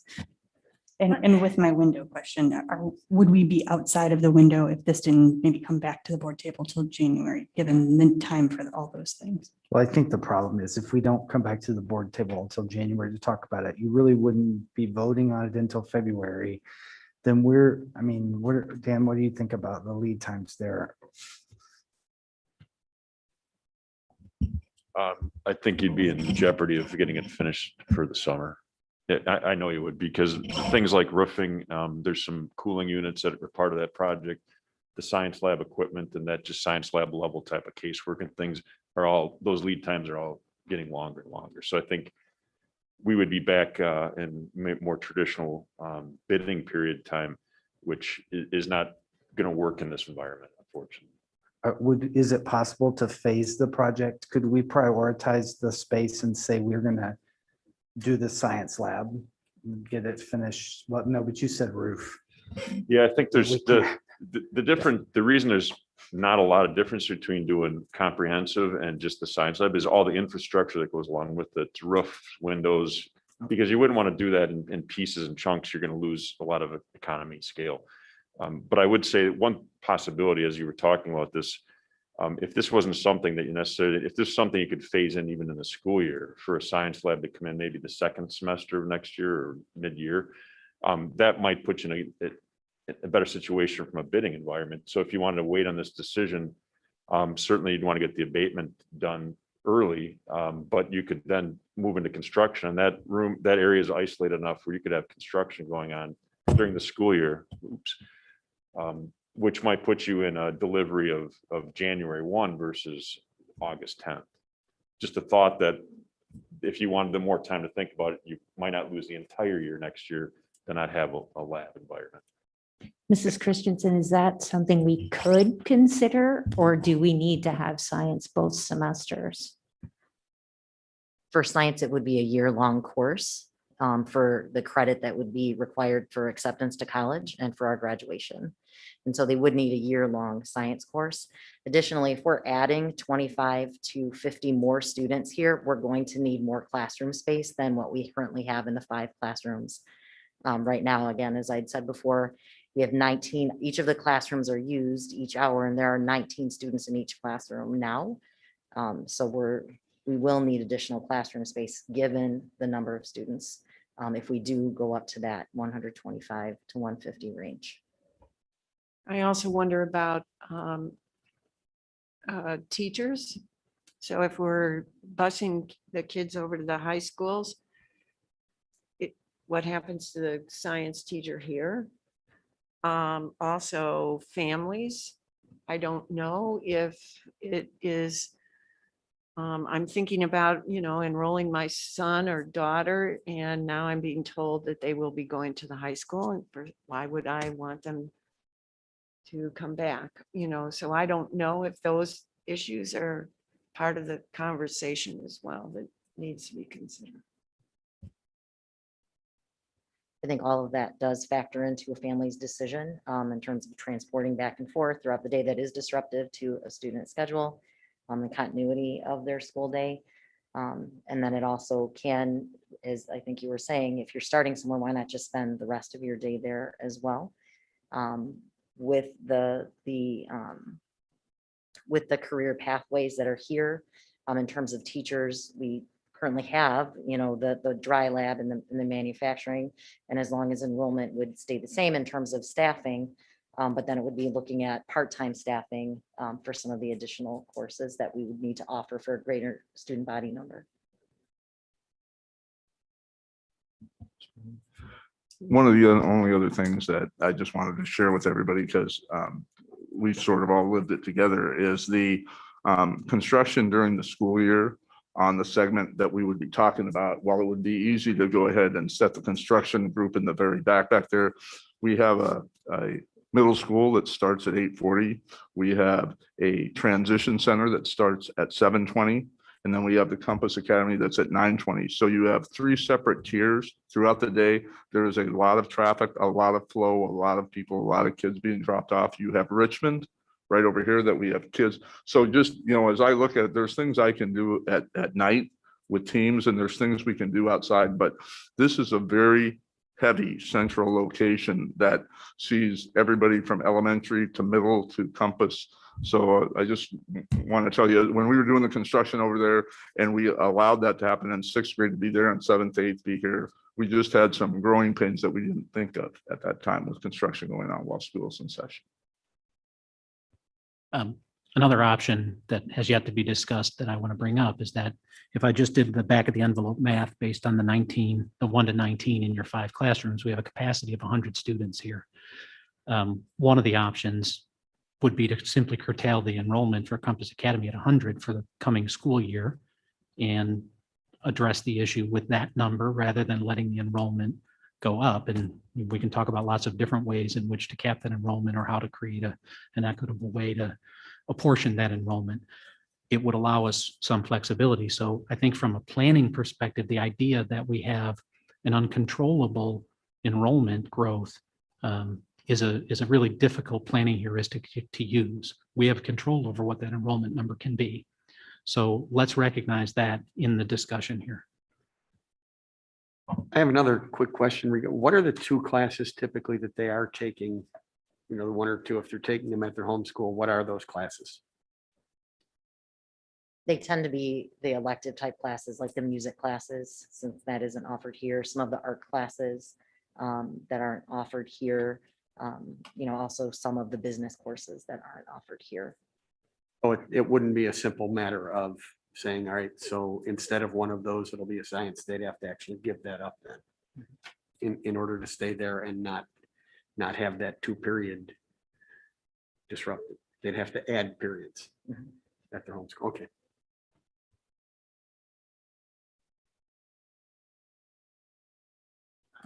So I'm not sure.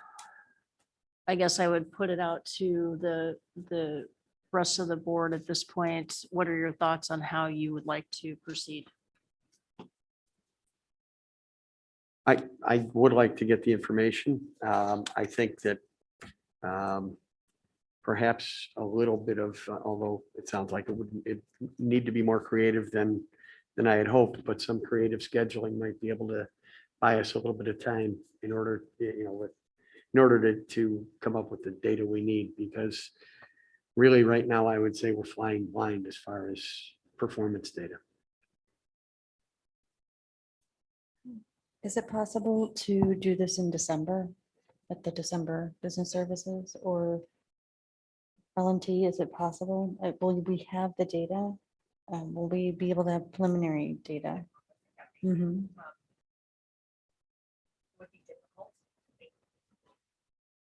for us, again, we've kind of been preparing for January.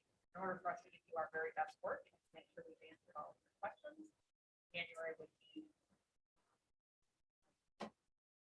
provided.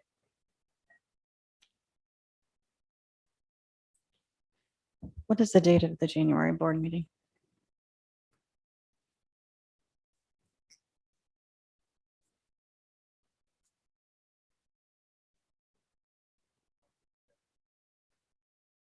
Is there, I think the difference between the January board meeting and the December Yeah. business services would be only a matter of what, about 2 weeks?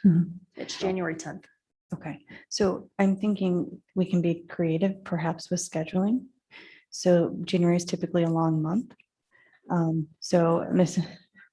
For lots of reasons, yes. So Mrs. Fairgraves and I will discuss that and with Dr. Pearson. I think that we can make some scheduling work to get all the information in January, but still have this at the January board meeting. Does that work better than the February board meeting? Well, I think it does. I think the real issue is if we were to move forward on construction on that building, we need to operate with the realization that it's probably not going to be finished when school starts. And that it could be October, it might be November, it could be as late as January, given the timeline that we're currently on. Which means we would have to be creative anyway, in the short term. I don't want you to feel rushed. I think what's rushing us right now is just the extended construction timeline that we're all operating under. I want you to feel completely comfortable and supportive. At the same time, it's a portion of the building that we can't use at all, except to store things in. So at some point, we've got to renovate it, whether we used it for Compass or not. If we don't tear it down, we need to do some renovation so that it can be used for professional learning, or it can be used for community events, or it can be used for classroom space. And that cost is only going to continue to go up. So I understand the reservations about the programming and making sure that what we build and what we invest in is truly what we need. So I think we certainly could bring it forward in January and just see what happens with the bid process if the board decides to move forward, with the understanding that it probably won't be ready in August. Is it possible to prioritize 1 or 2 classrooms so that doing that first to get them into the wet lab setting?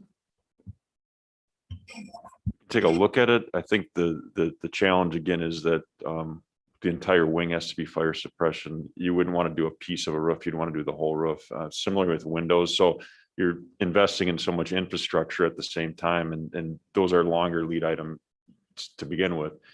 To just isolate those 2 classrooms, it would be great if we could just kind of cordon it off and say we're going to just focus on this. But it's at a comprehensive improvement. We're touching so many different things in that building, that wing.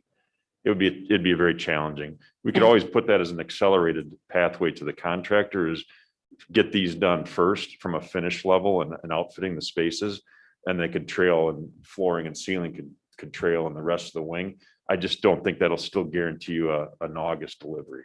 That's what I was saying.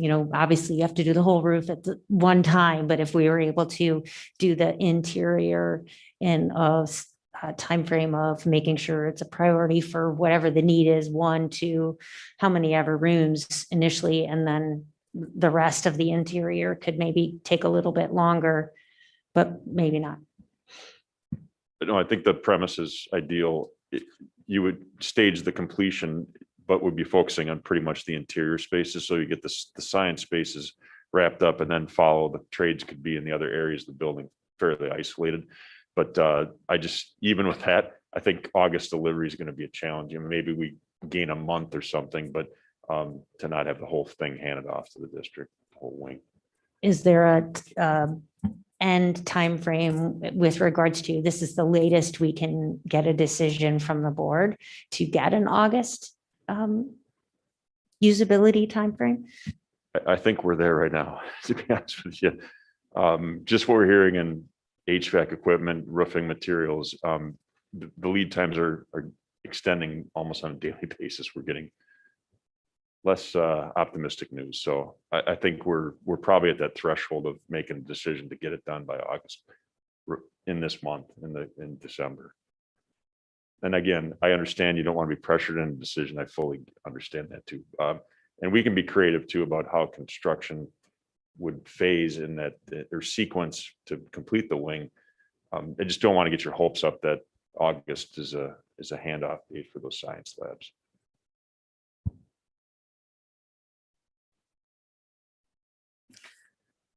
So, so it sounds like what I heard.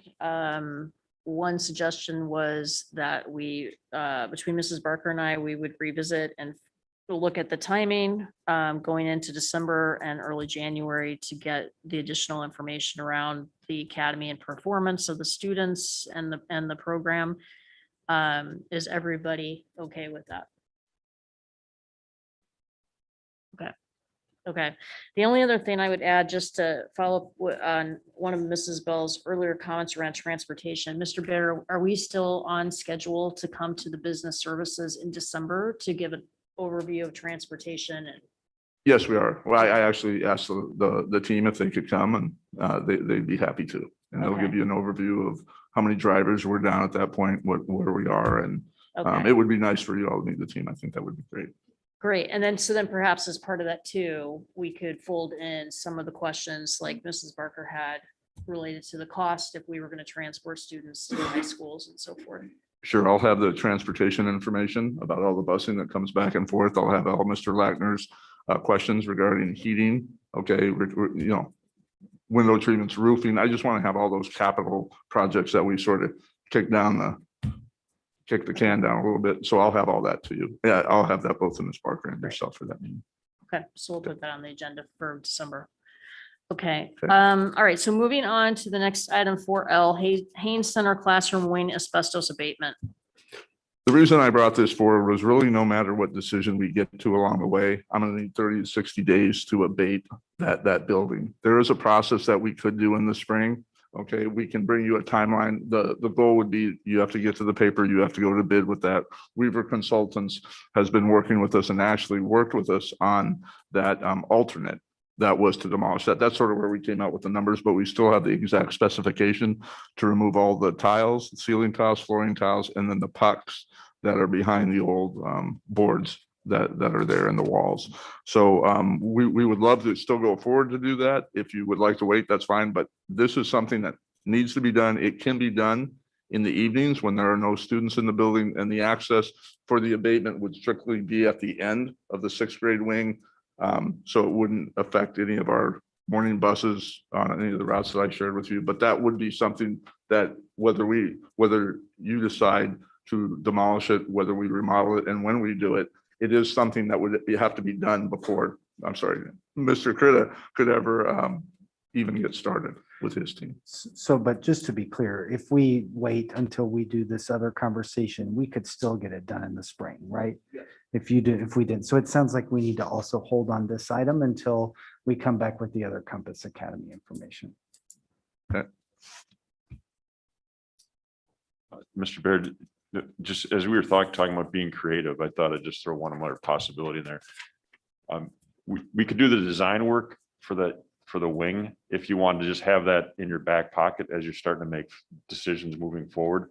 The only risk would be we'd be doing the design work ahead of making some of those decisions on moving forward with that. But I think most of the things we're doing in that area you're going to do at some point in time. So if you decide we're going to hold on this, we would just shelf that at whatever point you made that decision and not move forward. But it might buy you the time to be able to get an August delivery if you want to have that shuffle of us at least getting started on things to be ahead of the game. Anything that helps us get to that deadline better and more successfully, I would definitely be in favor for. What's the cost for that? See, that's what. Well, we'd be probably into about a month and a half of design before you get to that January decision-making standpoint. If we started in this coming month, if we got to kickstart in December, I don't have a hard number. I'd have to do the math on that, but maybe it's $15,000, $20,000 that you're at risk that, in my opinion, it sounds like something's gonna happen to that building no matter what, or that wing of the building, that if you decided to go against moving forward now, we would just shelf that and pick it back off the shelf at the time. It wouldn't be lost effort, in other words. Does anyone have a concern on that? Okay, so I think we have consensus that we would move forward with that aspect. Okay, great. Thank you. Thank you for that. Okay, item M, purchase of buses for transportation. I just wanted to bring forward, pretty much every year, we bring something similar forward to go forward with purchasing 8 of the 71 passenger buses and 2 of the 14 passenger activity buses. Mr. Attaway and I have met, and Dr. Pearson, we've gone through the rotation that we've been trying to get back up to speed with all of our buses. So this would be for replacement buses. And that is within our budget that we've allocated. Any questions? on that item? Okay. That I believe would be for action. Next one, item N, purchase of commercial mowers. Yes, it's been about 12 years since we purchased through our mowers and gone through, so it's just that time, and we propose that we move forward off of the 2 state contracts and move forward with the replacement plan. This again is within my capital for our vehicle replacement each year, vehicle or mower. Any questions on that item? Okay. Moving forward with that one as well. Thank you. Okay, thank you, Mr. Baird. Next for item O and on, I think we'll be talking to Mr. Smith. First item relates to data center storage, refresh and expansion. Well, good evening. This is for a refresh of our storage array. A storage array can be thought of as a very large disk drive, excuse me, that helps run our on-premise server workloads. We put our current array into commission 5 years ago. The support contract is up soon, and we had some need to expand the size of that storage. So we'd like to refresh that at a cost of $188,000. It includes the support for an additional 5 years usage. We did look at refreshing our current array, but when we looked at expanding the storage on it and adding to support over and above the 5 years we already had, it started to not make sense financially, and it made better sense to replace it.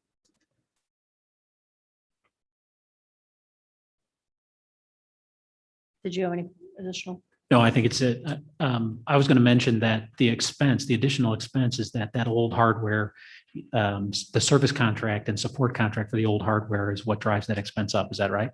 That's correct. Yeah. Usually in business, you'll see companies get support contracts for 3 years. In education, typically we go 5 or even further than 5 years.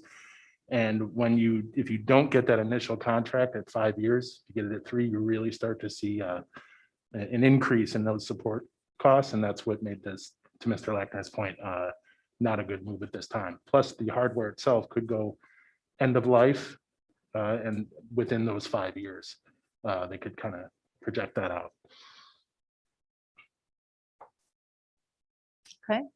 No questions on that one. So that is for action as well. Item P, disposal of surplus technology equipment. So we started assigning individual devices to students in the 2016-17 school year. And while we always try to keep plenty of spares because these are high breakage devices with the hard use that they see, we do have a significant amount of surplus of obsolete devices at this time. And so we'd like permission to dispose of those and seek whether or not vendors would buy them. We do have some interest for the first time, even though these were devices that did not perform for us very well in the early stages of the pandemic remote learning. So I see really no use for them in the district, and we could possibly recoup up to $100,000 or so for them. So unless anyone has any concerns with revenue. Okay. All right. Thank you for that one. The next one, item Q, our Microsoft agreement. This is a yearly renewal of our licensing for any Microsoft product. So most of it is Office, but also the Windows operating systems on our computers, server operating systems, database licenses, things of that nature. It's no change in cost from last year at $79,500. Okay, this is a renewal, so we'll put this on for consent. Next item R, Polaris radar and sonar backup protection. So this is, as you hear so much about security, as our auditors mentioned earlier, that it's the highest priority. This is a system that helps look at our offline backups and our air-gapped backups and make sure that there's no anomalies. It would detect any sort of change from what is typical immediately and alert us to it so that we don't get our backups compromised, or so that chance is much lower than before. And it also goes through and looks for staff or anyone who might have disclosed private information such as a credit card number or an open password that would even make it to our backups. We can detect that and get rid of that because we don't want to be storing that kind of information. So we can train the system to look for those types of pieces of information stored, and it'll alert us to it and allow us to take care of it. This is co-termed to the end of support with our current backup system for 30 months at a cost of 30,000, excuse me. It's 35. Thank you. 35,400. 35,400. Any questions or comments on this one? Okay, this would be consent as well. And our last one, item S, endpoint protection and response renewal. So endpoint response can be thought of as modern day antivirus. It's been in place in our district for a year now, and this is a renewal with at a cost of $38,360. Questions or concerns? Okay, we will put this on consent as well. So unless there's anything else, Mr. Smith? That's it. Thank you. Okay, thank you. Okay, item 5 is future agenda items. Just to recap, as I'd mentioned earlier, we will have an overview of our current transportation state in December. In addition to that, we talked about earlier, we will have, well, this is really at the board meeting, but we'll have the public hearing for the tax levy at the board meeting and the resolution to adopt the aggregate tax levy as well. Any other items that anyone here at the table would like to see in a future committee? Okay. Okay, then moving on to citizen comments.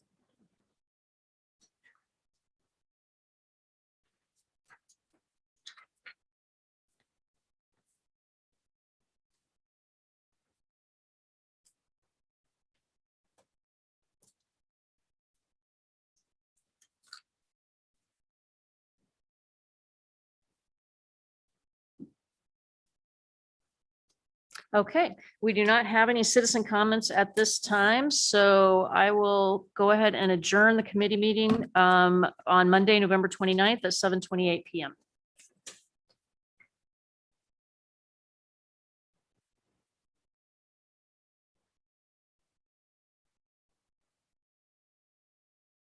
Policy committee meeting is right after this. We'll be taking a 5-minute break though. So 7:35, we'll resume.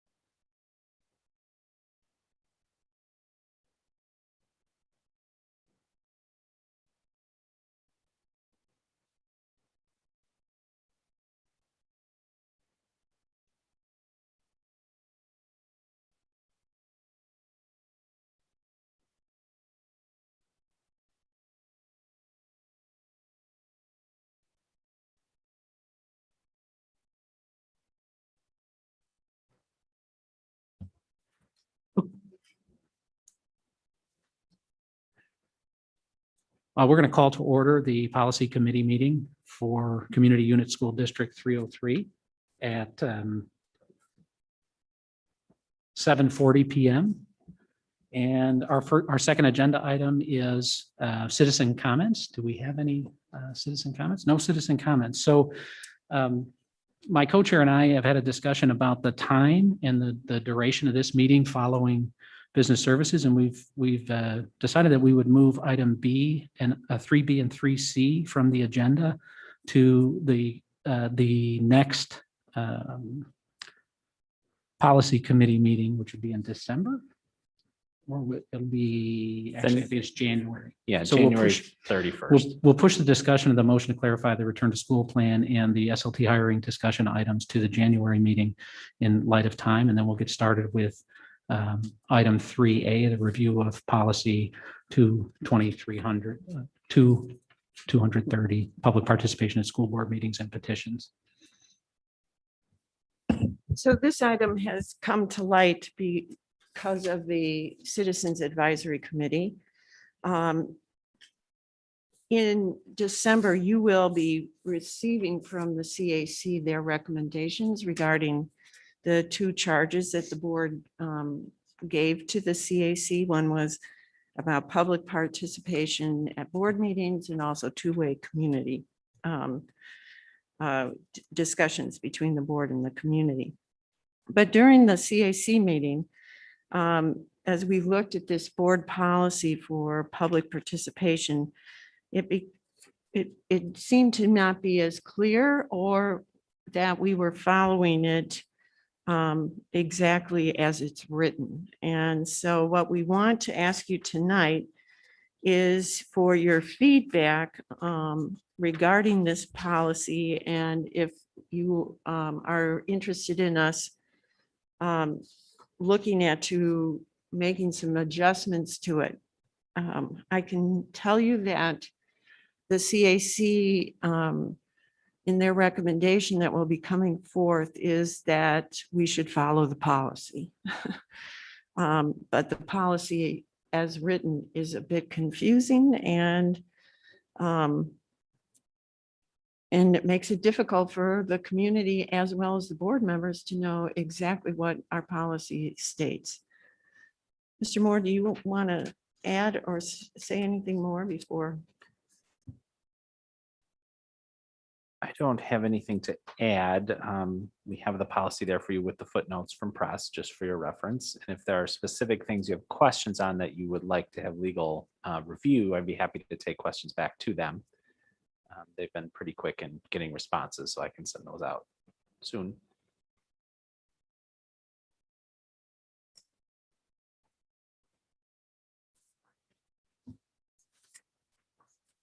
Any thoughts?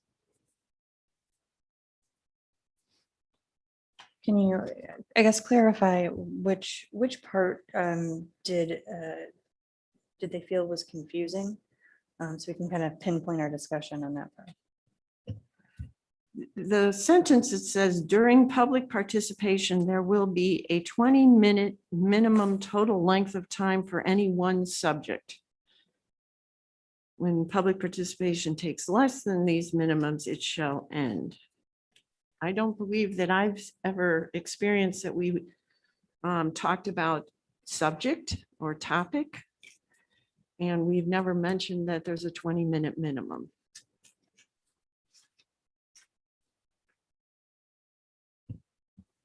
I think the practice that we've had is to talk about the 30-minute limit, but not a 20-minute minimum. And in spite of the fact that it reads that if the 20-minute minimum is unnecessary, and we will proceed or end public comment as we just did here when there were no commenters, the 20-minute creates some confusion. So it would be a simple amendment to simply strike out that 20-minute minimum and clarify and focus on the 30-minute maximum per meeting as the guideline, and then we would be in compliance with our own policy. That's the practice we've been following. So I think it's just the as simple as saying, hey, the 20-minute minimum total length of time for any one subject creates some confusion versus the 30-minute maximum time that's allotted per meeting. So I think we could bring back a policy change that said, let's eliminate the 20-minute minimum total length of time.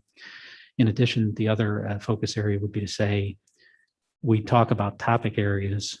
We don't suggest or limit by practice the issues around which the public would comment during their allotted 3 minutes. And so because we haven't been monitoring or in practice seeking that, the references to subjects would also be something that we could strike from the policy.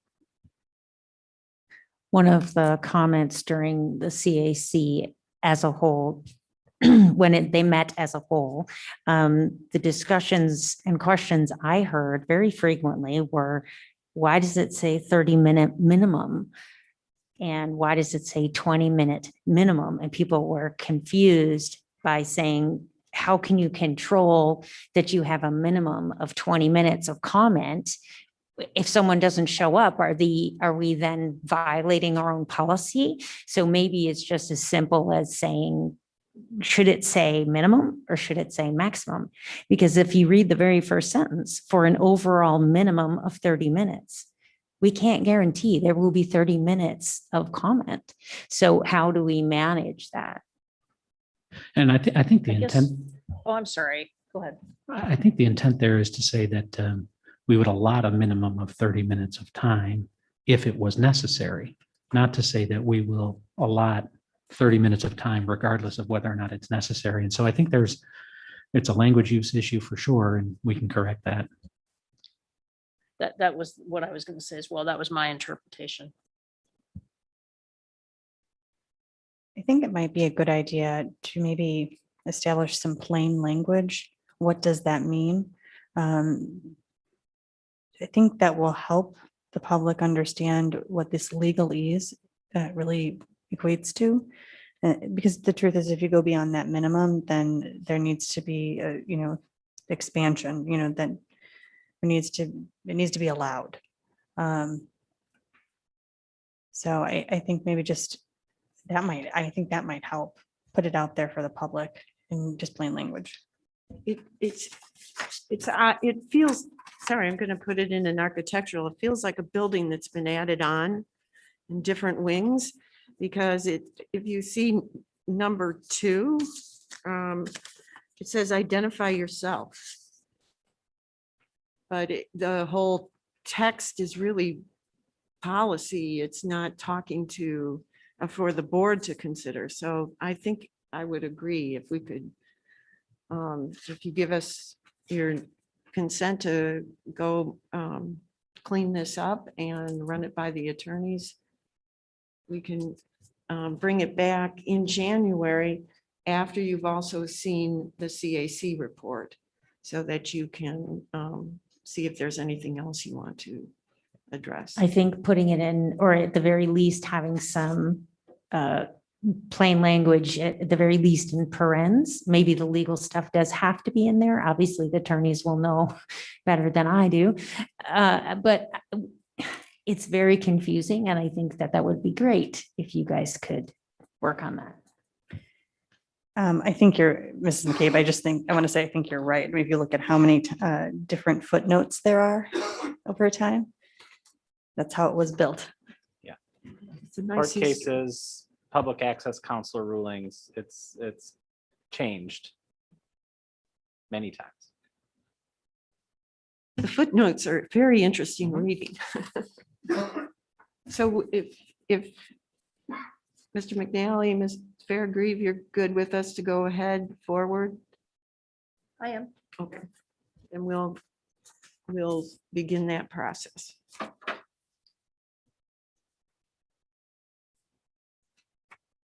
Well, and in terms of discussion of future agenda items, clearly we had the motion to clarify the return to school plan on the future agenda now, and the SLT hiring discussion for future agenda. Are there other future agenda items? We do have a new press update, so we'll bring all of those in January. My first read through it was lots of changing numbers and, not very exciting.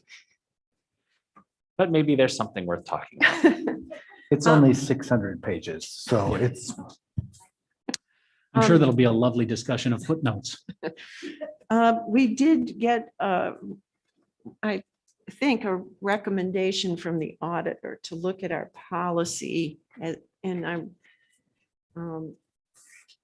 was it about the student? They recommended we check policy, and I thought it was about the student Was it activities fund? activities. I couldn't come up with a word. Will you check for that? Okay, thanks.